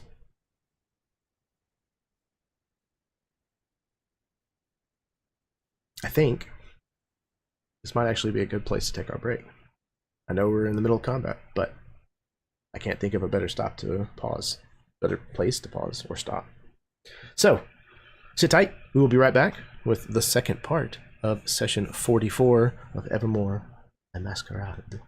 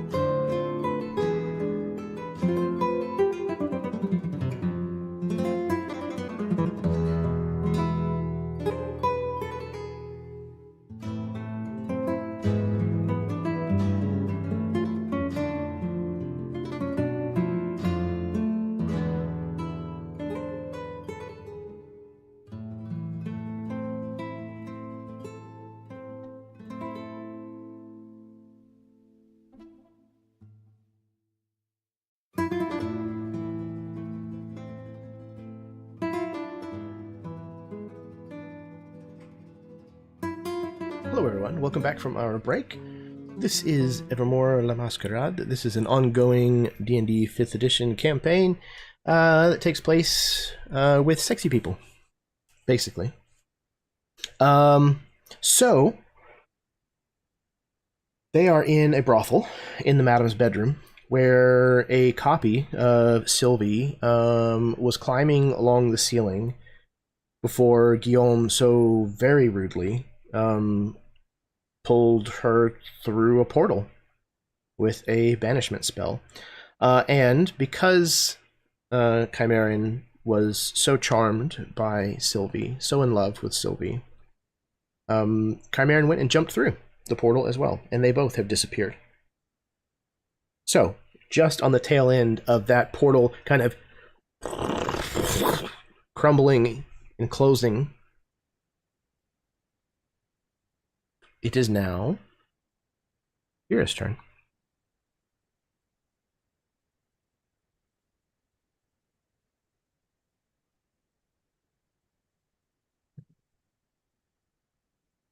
Vera is going to...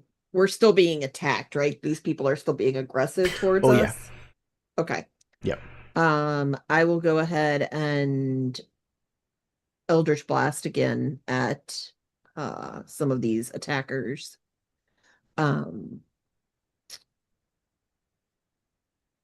If there are any that have damage on them that are not dead, then I will go ahead and try to kind of finish them off. Otherwise, I'll go after a different one.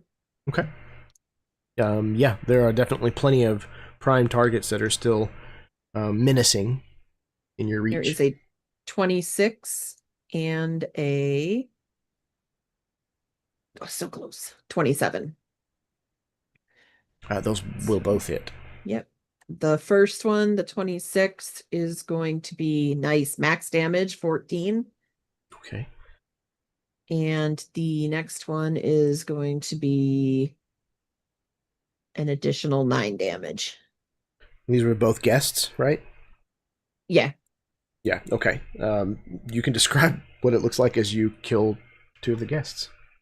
Vera just kind of turns and she just throws out 2 Eldritch Blasts as she's moving towards where Ella is laying on the ground to kind of stand over her and protect her. And as she's doing that, and she's just kind of also talking over her shoulder and just... Did Chimerian just jump through that? Well, this could be a problem. I don't even know what happens when someone else jumps in. I didn't even think that was possible. Exactly. And they most likely got sent to where I'm from.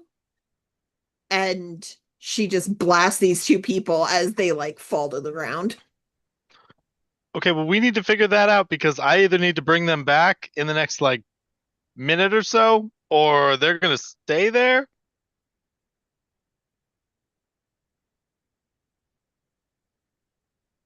And she just... Can you? You didn't cast on him. Honestly, no idea. Don't know if he's coming back from there. It's a real place? Okay, fuck. You should write a paper on this. Titled, The Consequences of My Actions. No. When your friend is a dumbass in love. And other things I didn't know my spells could do. Bestseller. Okay. So that's Vera's turn. She's just excellent repositioning over Ella, blasting those 2, and having this conversation with Guillaume about our good friend Chimerian, who's crazy.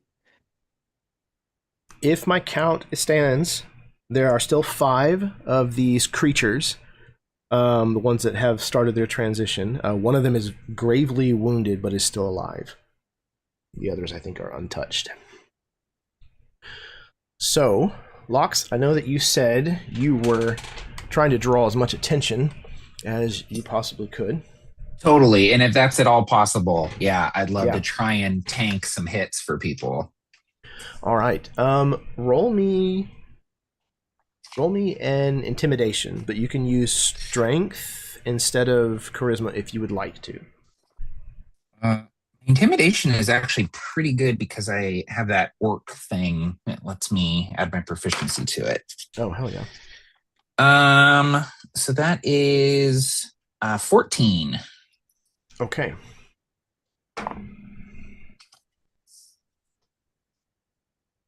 And okay.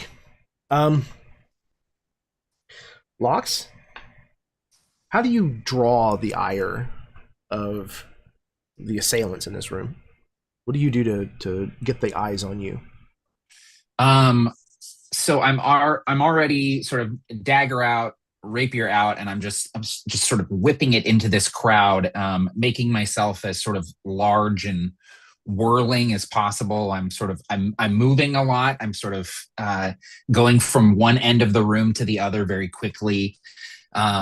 And I think at one point I sort of maybe lose my dagger, drop it, or throw it across the room into one of the vampires, and I rip my cloak off and I start whipping my cloak around with the blade and sort of fighting with both the blade and the coat as I'm sort of whipping it around.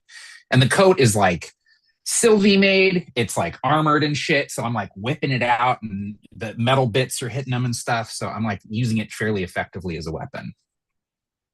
Hell yeah. Okay. All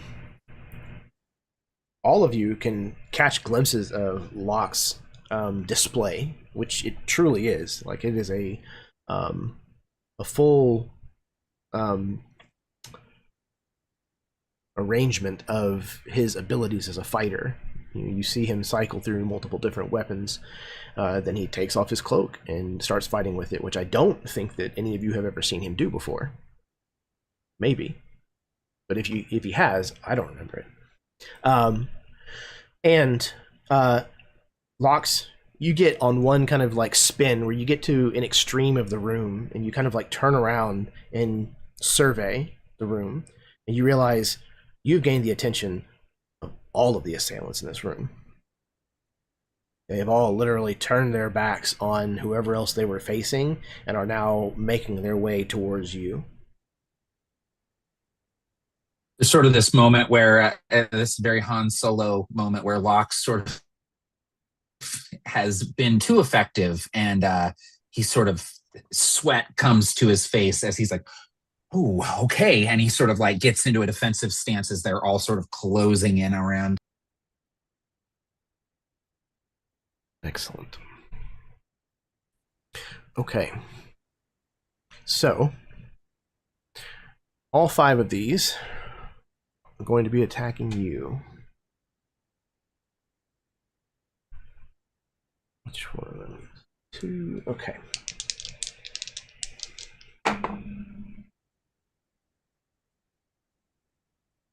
What is your AC again? 17? 17, yep. Okay. All right. You have the thing that prevents biting or gives disadvantage? Yes, I do. I have the anti-vamp armor for the disadvantage on bite attacks. All right.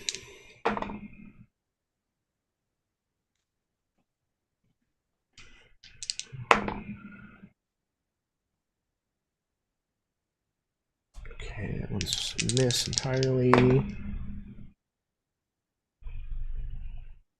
Okay, one more. Okay. So that is 3 hits you're going to take. I am going to cast Shield in response to the first hit, which will up my AC to 22. So that will turn it into a miss. So there are only 2 that are going to manage to get through to you. All right. Cool. And the 22 lasts until the end of the turn. So did those... Oh, that's right. Did the remaining 2 also hit 22? 22... No. Nope. They all 3 miss in that case. What does your shield look like? Fucking awesome. They look like peacock feathers. And that's right. I think that... Locks had sort of cock feather that manifests in front of him. But this is the first time that multiple peacock feathers have sort of popped into existence in front of him. And so as he's sort of backed into the corner and the strikes are coming from all directions, there's multiple sort of peacock feathers that are springing up and taking hits and then immediately dissipating into sort of this crackling electricity.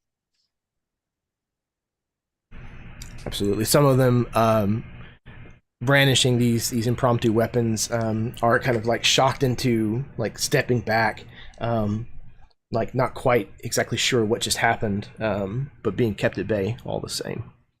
Okay, Sylvie, it's your turn. Sylvie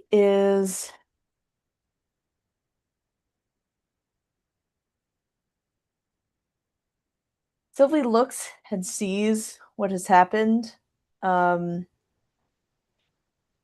Chimeran,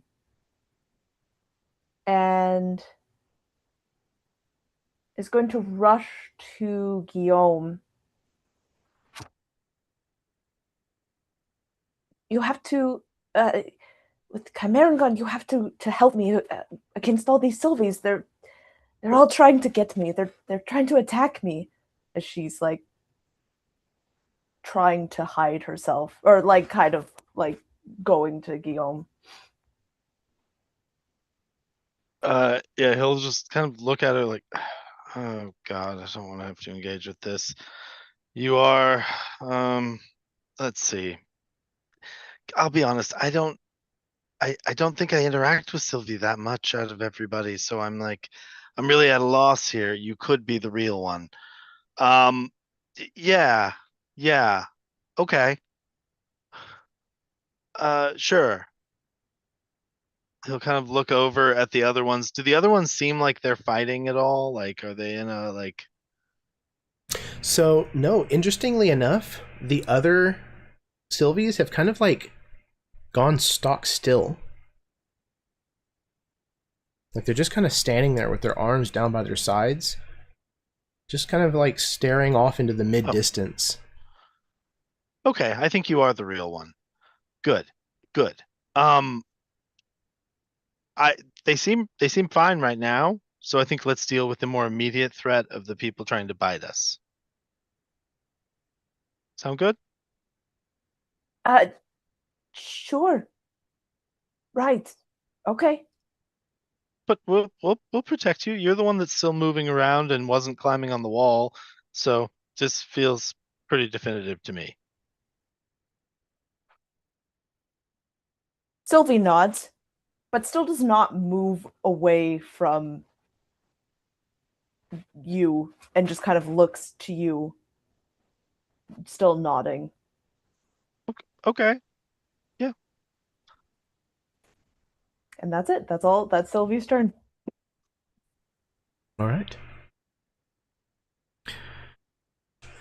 The guests are continuing to brandish their weapons. There is a significant less of them. A few of them have gotten close enough to the open door that they've kind of broken and run. And you can hear them just kind of like basically running through the hallways and the rooms of the the brothel, kind of pale-mail. I mean, like you can hear stuff shattering and being pushed over and broken. Again, like feral animals running through the house. But they seem to be leaving. A few of them stick around, directed at Lox, who has drawn their ire as well. Okay.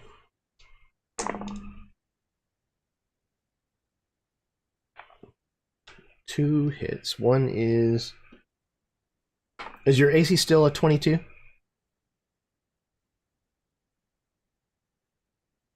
Uh-oh, did Matt freeze? He sure did. Looking pensive, no less, so it looks like he's contemplating and not frozen. Okay. We'll find out if they deal him damage or not in just a moment. The suspense is killing me. Bring it. He thrives on this. This is what he was born for. Okay.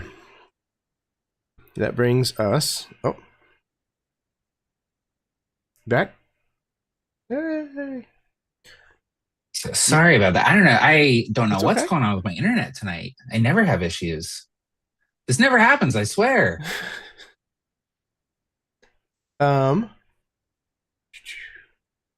is your ACS still a 22? Oh no. Oh. Okay. We'll get back to that in a moment here. That was the guests. Chimeran. Chimeran. Yes. You are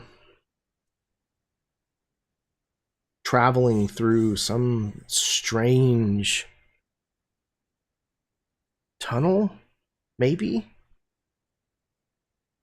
You're being pulled kind of against your will, and everything is moving so fast, and there's just sounds that are like with, the Doppler effect where they just kind of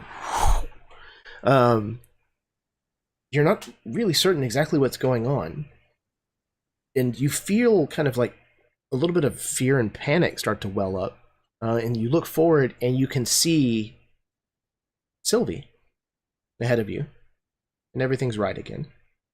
You're not really sure where you're going. You're not really sure what this all means, but you are at least with Sylvie. Wherever we're going together. And that's what is Exactly. Locks. Yes. Is your armor class still 22? I think it is until the start of my next turn. I can't remember if it's the start of my turn or the end of the round. Okay. I think either way you're covered. Still at 22. Okay. Yeah. So they attempted, several of the guests attempted to brandish their impromptu weapons at you and missed terribly. Man. Okay. So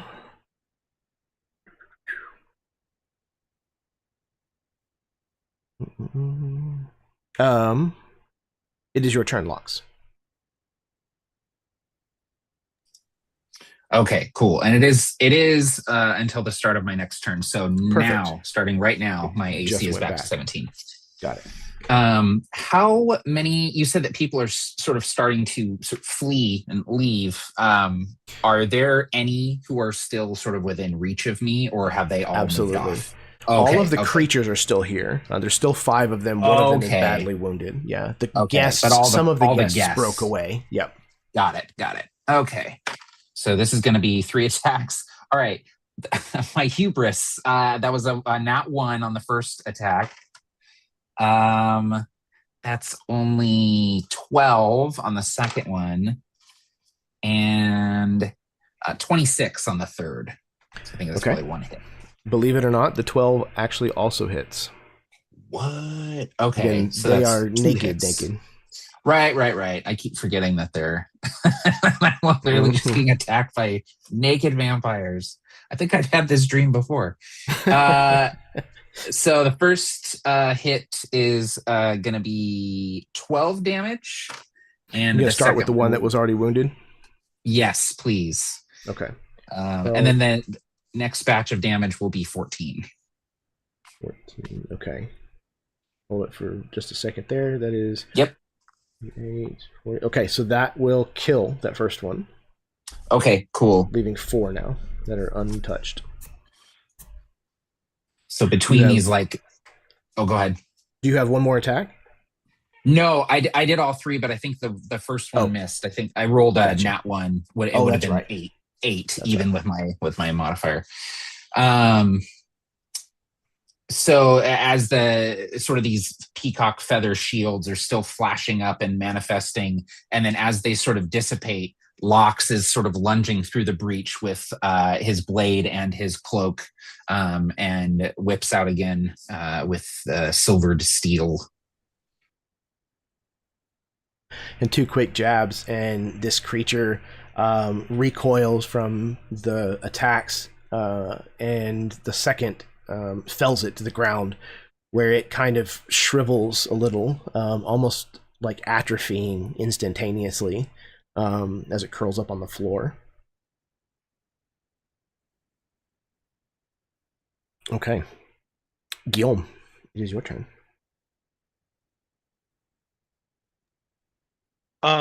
Yeah, Guillaume is like just kind of incrementally trying to scoot away from Sylvie, and kind of glancing back like and he will kind of look over at the group that is still there, and the other Sylvies, like none of them are moving. Like whenever you move a little closer to them, they'll all kind of turn as one and look at you. Hello, Guillaume. All in unison. Oh, you guys are creepy. All right. Well, feels weird to do this because you look like a friend of mine, but I think he's just gonna kind of like stand back a bit and just start blasting. I think he wants to I'll do a firebolt. Not gonna do a fireball. Too big for the space. I know. Can't blow everything up.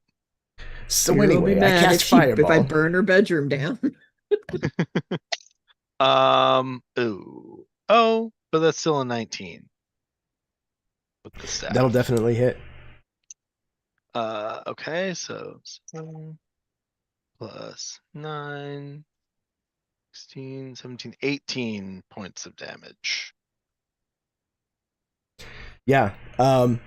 You shoot this firebolt out and watch as it passes through the one that you aimed at and hits a second on its trajectory, and both of them just kind of like look at you, and then like dissipate into like glittery powder.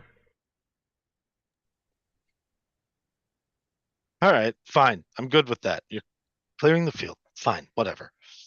He'll just kind of prepare himself for the next one. So by my count, that is 3 Sylvias remaining? Or just 2? Oh no, there should be 2. It was 5 originally. 1 went through the portal. 2 just got dusted. Yeah, so there's 2 remaining. Okay. Vera. Vera is going to help Lox finish off these vampires that are here, these Nicky vampires. Okay. And so she will again Eldritch Blast at them.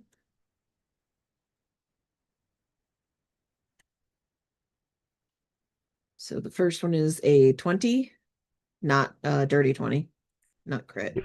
It will hit. And the second one is a 13. Will also hit. Okay.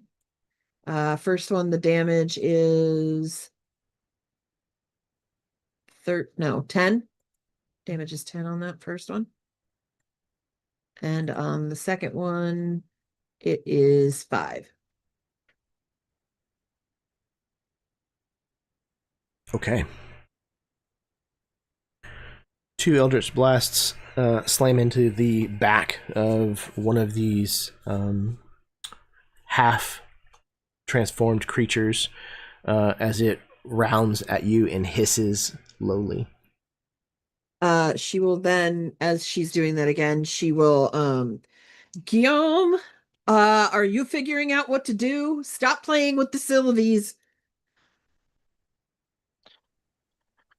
I'm kind of just letting some time run down because I think it would be better to make sure that they had arrived wherever they were going to be before I pulled them back out. Plus, off the field is probably good so we don't have more Sylvies to deal with. No offense, Sylvie.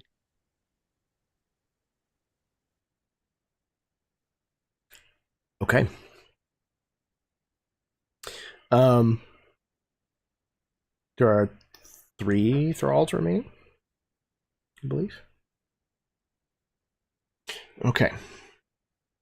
One of them squares with Locks still. No, actually, Locks, you finished off the one that you were fighting last. There's one that is squared with Vera. So Vera, this one is going to attack you. What is your AC again? It is a 15. Okay. One hits. They both hit. Okay, this is...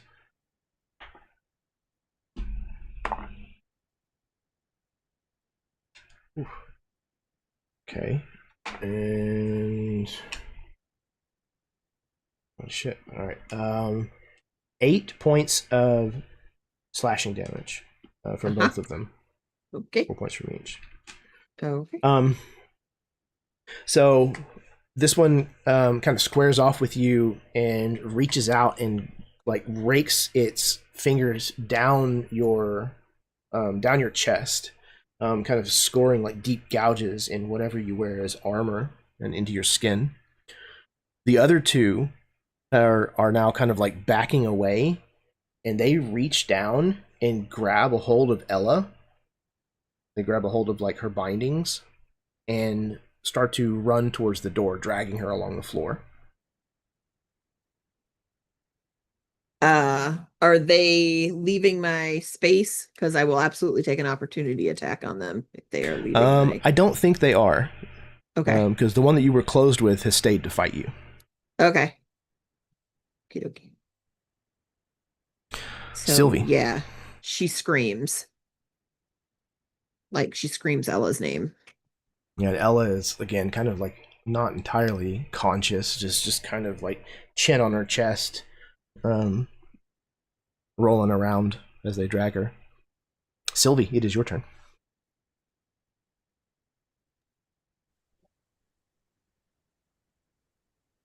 Yeah, Sylvie.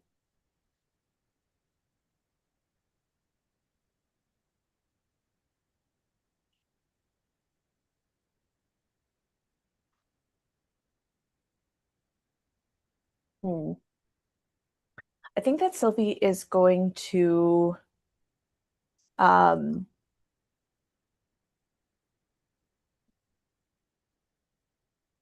shake her head as if like out of like a nightmare. You can see her blink a few times before she turns to that last Sylvie that's standing there and is going to blast it with her lightning things. But you can see like it's almost as if like her face has changed a little bit. Like she like almost becomes like more natural in her face and just kind of like shakes her head and just blasts this thing, or is going to try to. That's a 25 to hit. Will absolutely hit. 7 points of damage. Lightning damage. Very similarly to Guillaume's firebolt, you eject this lightning bolt out and through this creature, just as it kind of has a moment to kind of look up at you, and then just like dissipates into like glitter dust. There's now only one Sylvie. Yeah, you see Sylvie. I don't know what that was, but I'm back to myself again, I think. Oh, thank goodness. You were being really weird and creepy, and it was really difficult to decide if you were actually you. I'm sorry. I I'm do know you better than that. I promise. no, I appreciate it. As she looks to the I like to imagine there's this like almost, I know banishment maybe doesn't look like this, but this like almost like tear in the ceiling that is still lingering up there, and she looks up and back at Guillaume, and everything is going to be fine, right? Chimeran's coming I, back. I've been running the information in my head, and I think it should be. I think it should be. The theory seems solid because it's not exactly like you're opening a hole and they're jumping into the hole. It's more like you're creating a cylinder that is growing as they move and it deposits them. And so I believe the band of it should be wrapped around them at least until the spell ends. And then at that point I should be able to pull them back before then. Before the band dissolves. That's sort of, it's all very complicated, but I think it should work. She's sort of riding the same band. You just see Sylvie nod. Great. She goes and she's going to set up to hit more of the others. But that's her turn. Okay, the rest of the guests start to break and flee as well. They definitely seem to understand the writing that's on the wall. That leaves just the thralls, the creatures that are kind of half-formed, which there are 3 of. 2 of them are making their way towards the door with Ella between them, and the 3rd seems to be kind of trying to assist in their escape. Chimeran, Hello. you are Hello. you are hurled through the end of this tunnel, this experience that you were having, and you feel the sensation of falling, like the return of gravity. But you can't see anything. You just feel that lurch in your stomach as you now feel like you are free falling.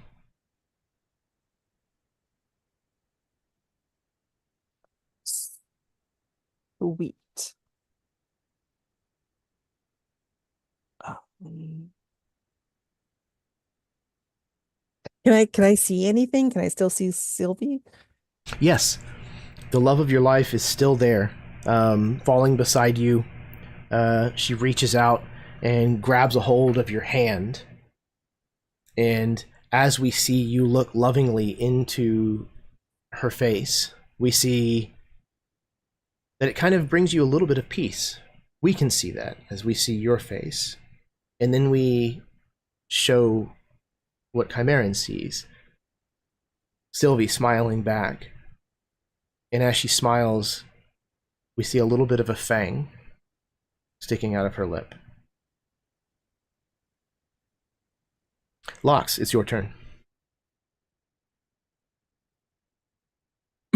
I'm going to try and break from this group of vampires and make it to the ones pulling Ella out of the room. I can't believe I'm risking an opportunity attack for a fucking cop. All right. But I care about Vera too much, so I'm going to try and save Ella. Fair enough. All right. This one He's a reaches good up cop. and grabs a hold of your arm, like right above your vambrace, as you go to pull away. And as you do so, it just rakes its nails down your forearm all the way down to the wrist. And you are going to take 7 points of slashing damage. Ouch.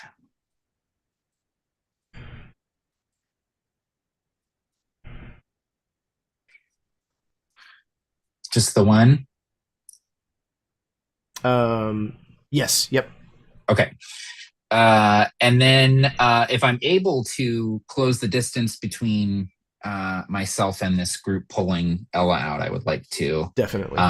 If I have enough room, maybe put myself between them and the door, but if not, just trailing them.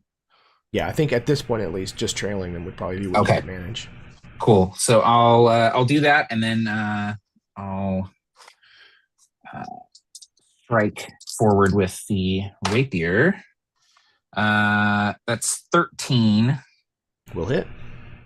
Okay. 11.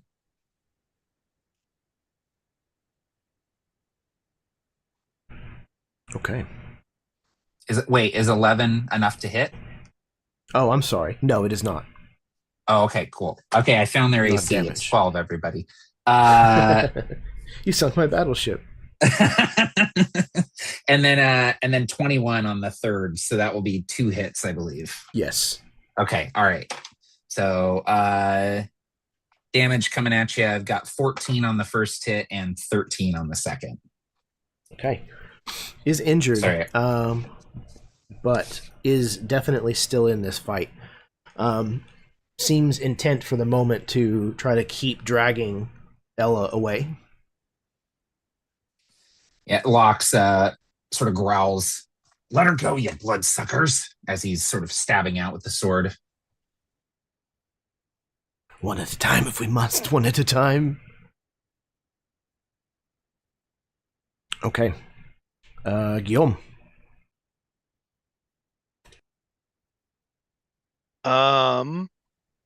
Okay, I have a question. I have a requestion.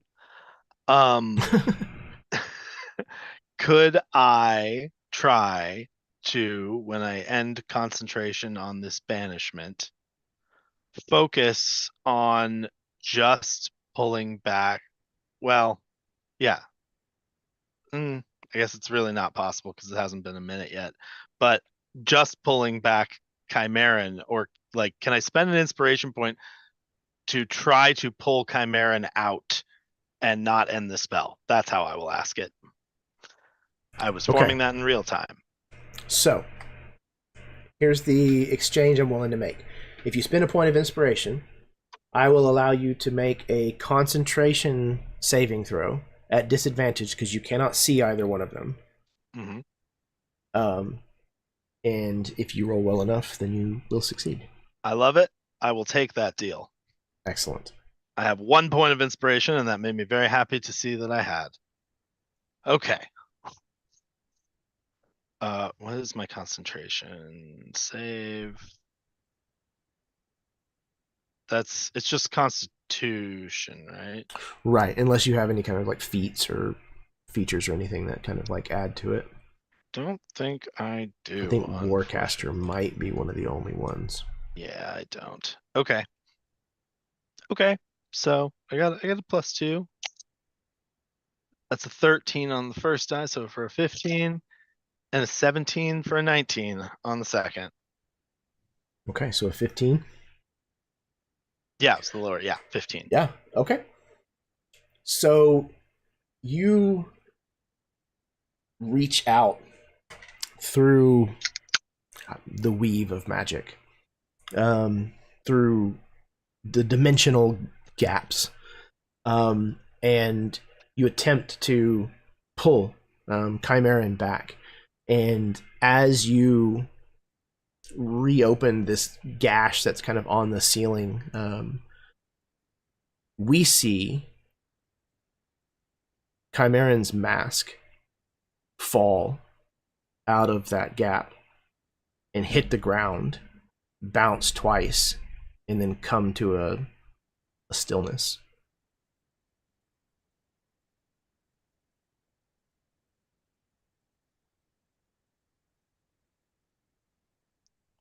Shit. I think is all he's gonna say. Vera.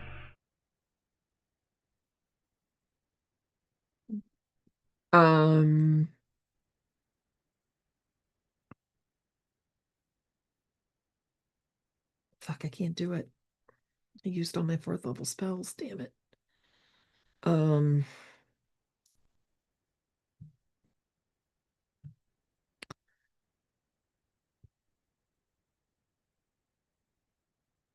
Vera is going to run forward to the vampires that are dragging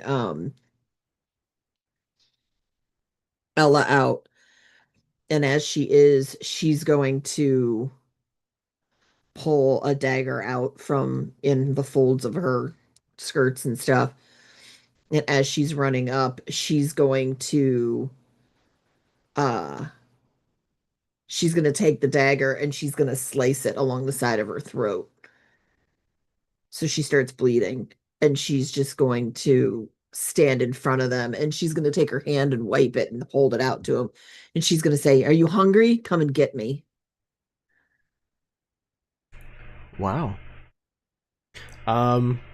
Give me a persuasion roll at advantage, please.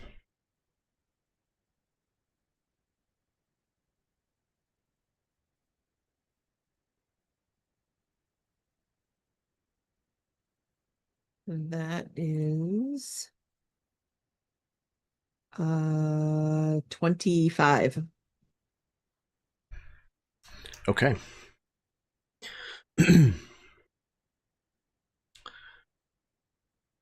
That was Vera.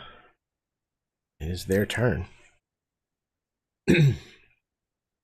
Both of them drop Ella and turn towards you and they are going to close with you. The one that you had been fighting is going to pounce on you. Locks, you get an opportunity attack against one of the two that is breaking melee with you at Ella. That's a 13. Will hit. Okay. Ooh, only 9 damage though. Okay. It is still kicking. Okay. All right, Vera. They're jumping on you.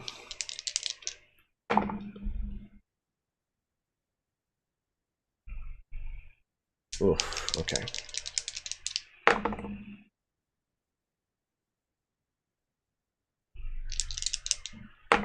And the last one.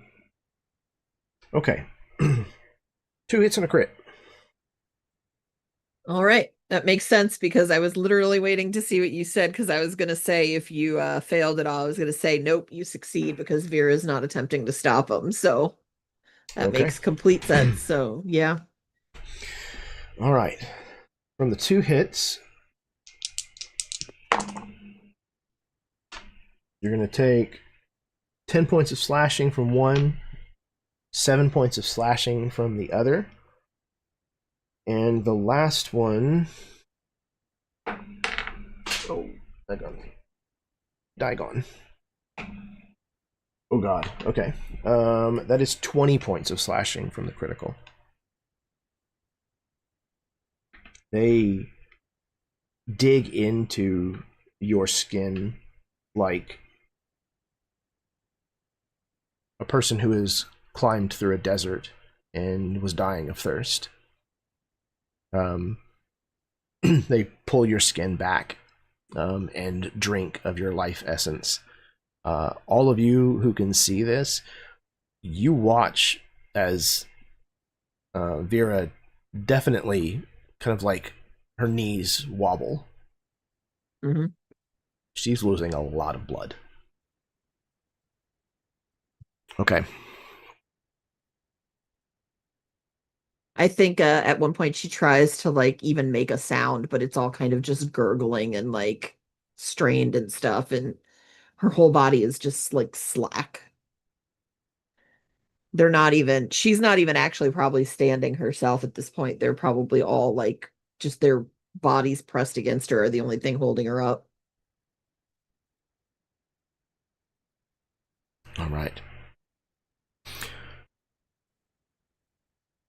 Sylvie, it's your turn.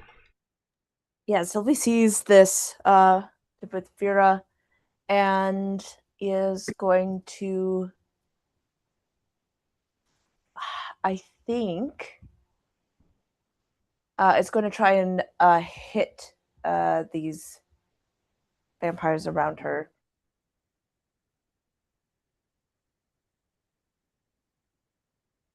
Probably the one that looks the most hale. So that's she gets 2 attacks, so that's a 23 and a 20 to hit. Both will hit. Okay. And that the first one does 9 points of lightning. Okay. And the second one also does 9 points of lightning. All right. Yeah, there's these 2 bolts that shoot out, hitting this naked flesh, leaving scorch marks behind, and the room kind of fills with that smell of burning flesh and electricity. But it is very much still alive. Okay, she's gonna run at or towards it, not directly or like not right in front of it, but is going to use her bonus action then to activate a bright light. So my radiant weapon, she's going to take her bonus action to activate it, and it does bright light for 30 feet and dim light for an additional 30 feet. Okay. Yeah, Sylvie begins to glow. These creatures definitely kind of like recoil a little, shield their eyes as best they can, but seem to be so drawn to feasting that it does not seem to deter them for long. Okay, Locks.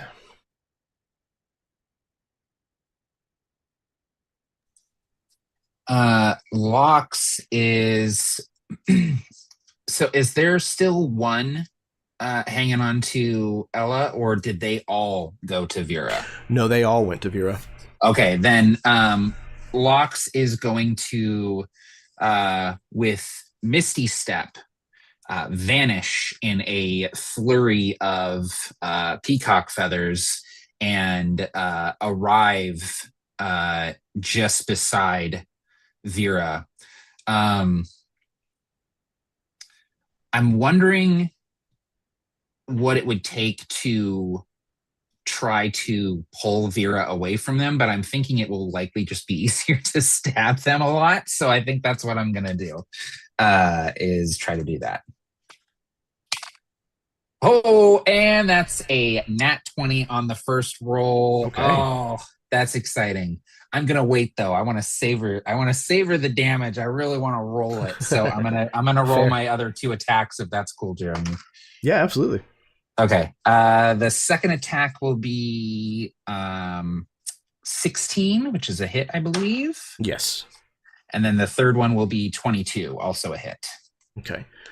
What was the order of your attacking? Your targets? We'll do the most damaged, or yeah, we'll do the crit on the largest, most imposing, least injured one. Okay. And then the other 2 attacks I'll do 1 on each, I suppose. Okay, excellent. So what was your crit damage? Okay, so you just told M how to do this. Mm-hmm. So you're going to take your maximum dice and modifiers, yes, so the maximum potential damage you could do, and then you're going to roll your dice and add your modifiers a second time. Okay. All right, so I roll 2d8 because I have this savage attacks thing that allows me to roll an extra damage die when I crit. I have not been doing that this entire campaign, so I'm very excited to do it now. So I'll go ahead and roll that as well. Okay, yes. So 5 and 1, so 6 on the dice plus 7, so 13, and then the maximum amount would be 16 plus 29, 14. Oh, it would be 30. It would be 30. 30. So 30 plus 13 is 43. 43 damage. Jesus. Yeah, okay. So you can describe how you make that one basically explode. Yeah, I mean, I think that I just sort of, I'm not even fully apparated. Like I haven't even fully formed out of the misty step, but the sword sort of appears out of this flurry of peacock feathers, slices the first vampire's head just clean off, just like a razor blade. And Locke sort of follows behind this blade, and dives into the next two. Absolutely. What were the damage on the second and third? Oh, I forgot that I had two other hits. Wow. The second hit will be 9 damage, and then 9 damage again. And then 9. Respectable. I'm not going to poo-poo those second hits, even though they were quite a bit less. So you kill the second one that you hit. Third one, however, is still around. So not quite 3 lucky 7s. Okay. But you downed 2 in one round. I'll take it. Achievement unlocked. 2 vampires in 1 round. Blink. Excellent. Okay. Guillaume, it is your turn. One creature remains. And the creature is still like basically just digging into Vera. Yeah, absolutely. Like flaying the skin on her arm open. Yeah, I think he's not even thinking this is going to be an incredibly suboptimal move for him, but he is just going to rush that guy and try to like bodily tackle him off. Interesting. All right, so let's make a grapple. So you'll make a athletics versus my athletics or acrobatics, whichever makes better sense. I rolled the funniest possible thing I could have rolled. Did you roll on that one? Oh, fuck yeah, of course I did. With a -1 modifier for a total of 0. Excellent. I love to hear that. I also rolled a 1. However, their abilities definitely give them the edge. I imagine that there's this moment where Guillaume like charges this thing and tries to like throw himself at this midsection of this naked vampire. And this vampire like tries to put up its hands almost like defensively. And like they end up in this weird kind of like embrace for just a moment. Guillaume definitely gets like an eyeful.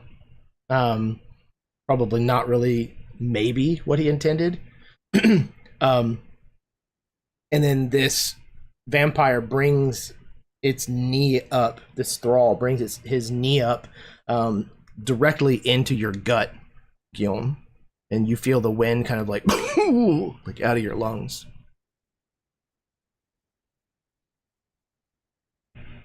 Is there anything else that you want to do on your turn, Guillaume? Let's see. Let me look at my to-do list. All right. Horrifically embarrass and humiliate yourself. No, I did that one already. I don't think I have any bonus action embarrassments. So I will I will fall back clutching at my stomach. Poor Guillaume. All right. Vera, it is your turn.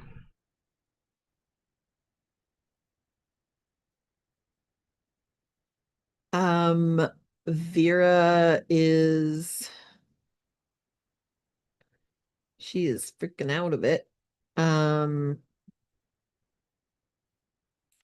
she is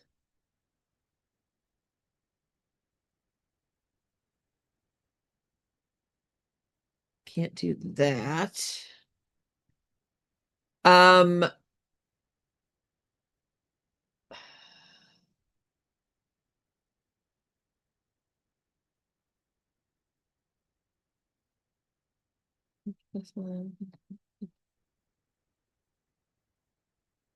She is just going to reach up and she is going to cast protection from good and evil on herself. As she's kind of like in this delirious kind of way. And yep, and undead is on there, and they have disadvantage on attack rolls against the target. So if this vampire tries to continue feeding on her or anything, then it has disadvantage on that. Excellent. And so Guillaume actually, did he get it off of her or not? Did they No. fail together and it's still attached to her, right? Well, not attached, but in your proximity. Vicinity? Okay. Yeah, so if it tries to attack her again, it has disadvantage. Okay. And she's like, I'd imagine she's kind of maybe reaching over and she's got like, she reached out and like found a chair or something that she's holding on to hold herself up, and she's kind of trying to turn and head towards Ella. Yeah, Guillaume, you are absolutely covered in Vera's blood.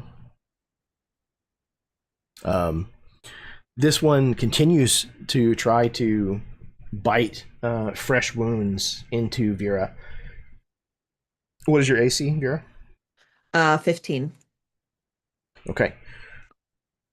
Does not succeed on its first attempt, but when it tries again, as you kind of like support yourself on this like armrest of this chair next to you, it lunges forward and grabs a hold of your like a part of your dress that's torn and pulls it open and like bites into your thigh, like just above your knee. Was that a successful attack? Yes. I will silvery barbs that as well. So if it already had disadvantage, Oh, yeah. I don't know think that it's it would just have an effect. Yeah, that's a good question. It just says it re-rolls the d20 and uses the lower roll. Oh, just re-roll. Okay. Mhm. That is worded Yeah. differently enough that I will go ahead and do so. And is going to turn that into a complete mess. So what I want to know is what was on Vera's thigh. That stopped. A gun. We all know it was a gun. Big old 38 special. Yeah, I think again it's this time it's just sort of like a slight nudging of just like the thigh and the mouth just like pushed sort of just kind of redirected, almost like a keto style of like just their own energy, and then it just kind of goes the wrong direction and doesn't quite connect. Yeah, it tries as hard as it can to feast more, and it just cannot seem to gain purchase. It hisses in frustration. Okay. Sylvie. All right, Sylvie is. So I mentioned she's not quite up to Vera. She is going to take another 2 shots at this last one, or this one that's biting into Vera with a 21 and a 29 to hit with her Both will hit. launchers.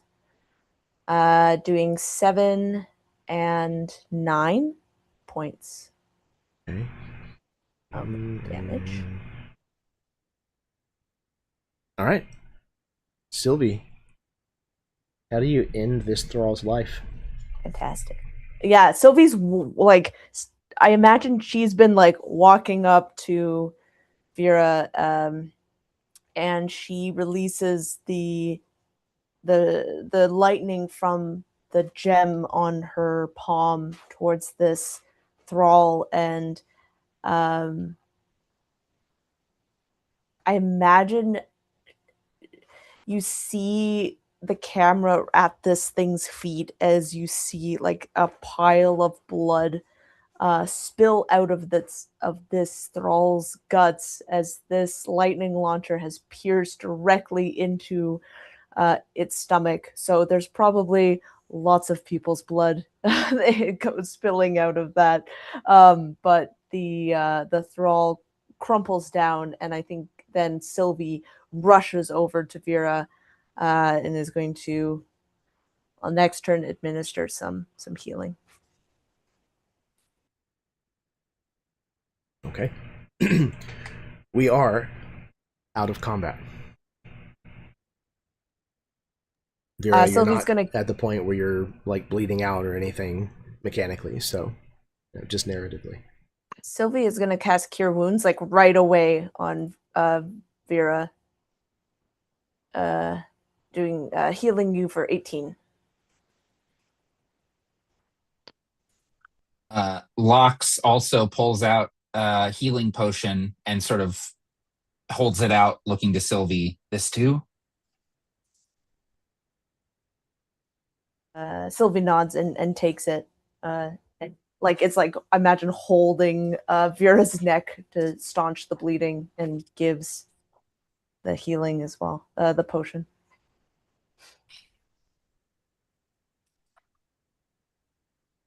It's going to be okay.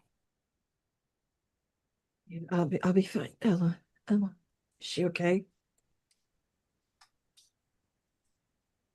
And she'll kind of drink that potion, and take the healing, and then she'll kind of start to like crawl over towards Ella to make sure that she's okay.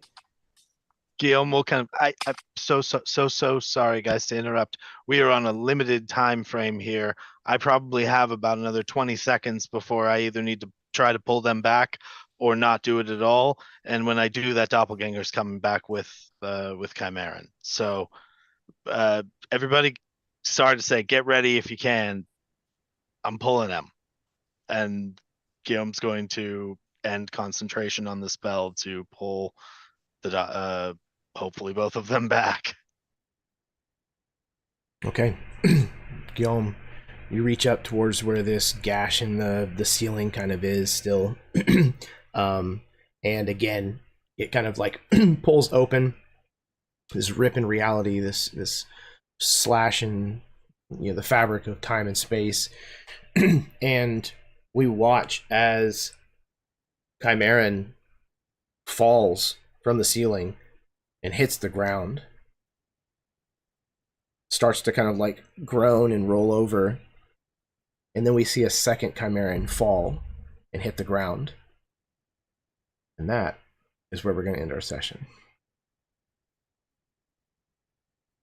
A double doppelganger ending. Amazing. Man, this doppelganger thing has been so fun. Yeah. Fun stuff. Yeah, this has been really that fun. Was great. Man, what a mental gymnastic exercise. I do find it very funny that I'm like, oh, I'm the only one that I think didn't get some sort of message or have a doppelganger of me, and I'm 90% sure that's because the last time you sent me a secret message saying be a doppelganger, I totally missed it for the entire round and did the wrong thing entirely. It had nothing to do with that, I assure you. It was all die rolls. But yes. I did find it very funny though. I'm like, yeah, no, that's fair. I fucked it up. That tracks. Like, I wouldn't trust me with it, so. No, that was a lot of fun.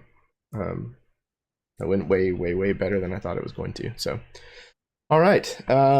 Thank all of you very much for being incredible players and being able to run with things like, hey, you're a doppelganger now. I'm glad that I can trust all of you to pick up that ball and run with it and do such a great job. So thank you, all of you, Austin. Yeah, love you guys. All right, so I'm gonna pass things over to my players so that they can give any kind of parting words that they would like, say any kind of like final things before we wrap things up for the night and go on about our merry way. So we're gonna start in reverse order with Karen. Thank you, Jeremy, for another wonderful session. This game never fails to surprise.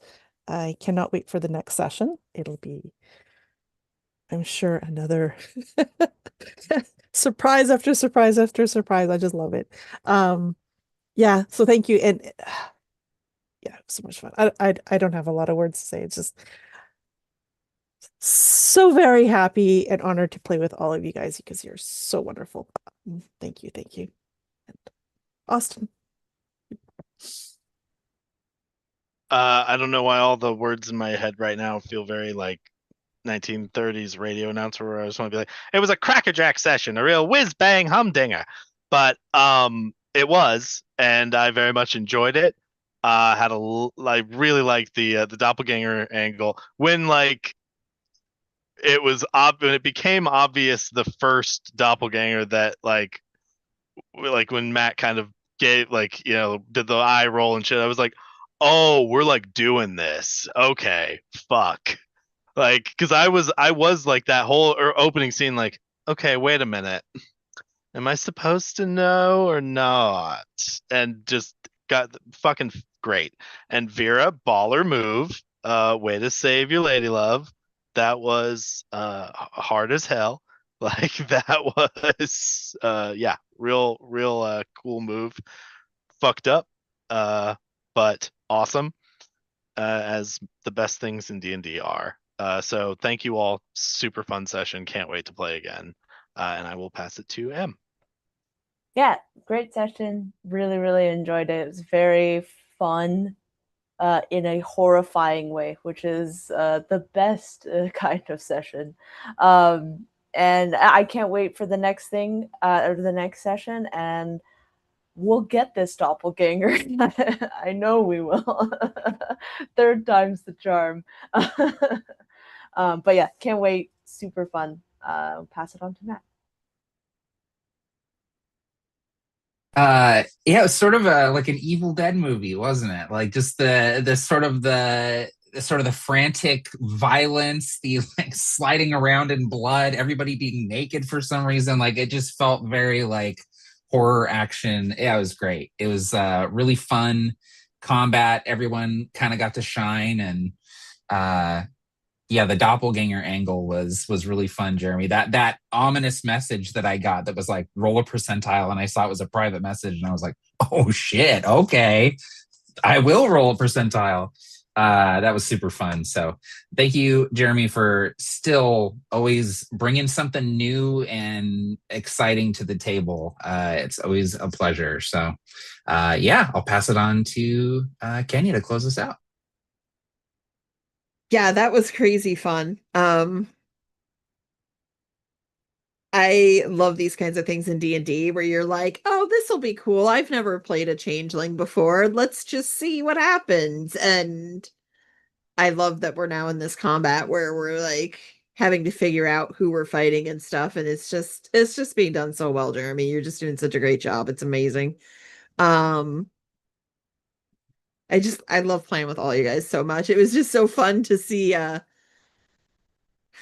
Karen's face trying to figure out who all the doppelgangers were was just an adventure in itself. Like no poker face there whatsoever during that whole process. It was so good. I just loved it. I was cracking up. I was like, it took so much to try and remain straight faced while like Karen's over here like like, it was just so good. I loved it. I'm so excited for next session. We will get this doppelganger. We have 2 chimerans to deal with now. But 2 chimerans is the best amount of chimerans. exactly. It's not a bolt of Sylvies. There's just too many Sylvies in the room. But yeah, it was a good time. Thank you so much, Jeremy. Thank you guys, everybody. I love playing with you guys in this game. It's so good. And Jeremy, it's going to you. I feel exactly the same way. I love all of my campaigns, but like I said, I've waited a really long time to run a game in this session, in this setting rather, and yeah, doppelgangers are not even necessarily something that I had originally planned for this campaign, but when one of your players says, "Here, use this and hurt me," you know, it's hard to pass up. So no, I'm really glad. I have never run a doppelganger fight in this way before. But when I really was thinking about what would make an encounter against a really clever doppelganger really scary or really challenging, the trope of again, the Spider-Mans pointing at each other kept coming back to my head. I was like, that's really, I think, the way to go with the build of the encounter. So I'm really happy that it played the way that it did and that y'all enjoyed it. I know that it could be frustrating, so I'm glad that it sounds like you had more fun with it than it was frustration. So it makes me happy. Cool. All right. There was a point there. Sorry, there was a point please. there before Chimaran jumped into the portal to who know where I figured it was going to be either Silly has to kill me or I have to kill her because we're now on opposite sides, and I was like, oh, this is going to be terrible. Who knows? It's going to be terrible. We'll have to find out next time. It could still be terrible. It could still be there. I mean, we wouldn't do that here. Or maybe we would. You'll have to tune in to find out. For those of you who did watch this evening, thank you very much. Whether you watched live with us or whether you may be catching it at some point in the future, it really, really, really means a lot to me that people come here and find something of value to watch, whether they're learning a new system or learning about a new setting or just pure entertainment. It makes me very, very happy. So thank you. If you did enjoy what you saw tonight, then do all the stuff that the algorithm likes to see. Hit the like button, subscribe, share the link around, leave a comment. Yeah, find me on social media. There's a couple of links and stuff that you can follow in the description. Do that. Yeah. What else? Remember that kindness is a free action. It costs you absolutely nothing to be kind to people, and the world really, really needs it. Yeah. Be a change for difference. We can be better. And that's how we do it, is we just start each interaction with other people with kindness. It costs you absolutely nothing, and it could make all the difference in somebody's day, week, month, year. You don't know.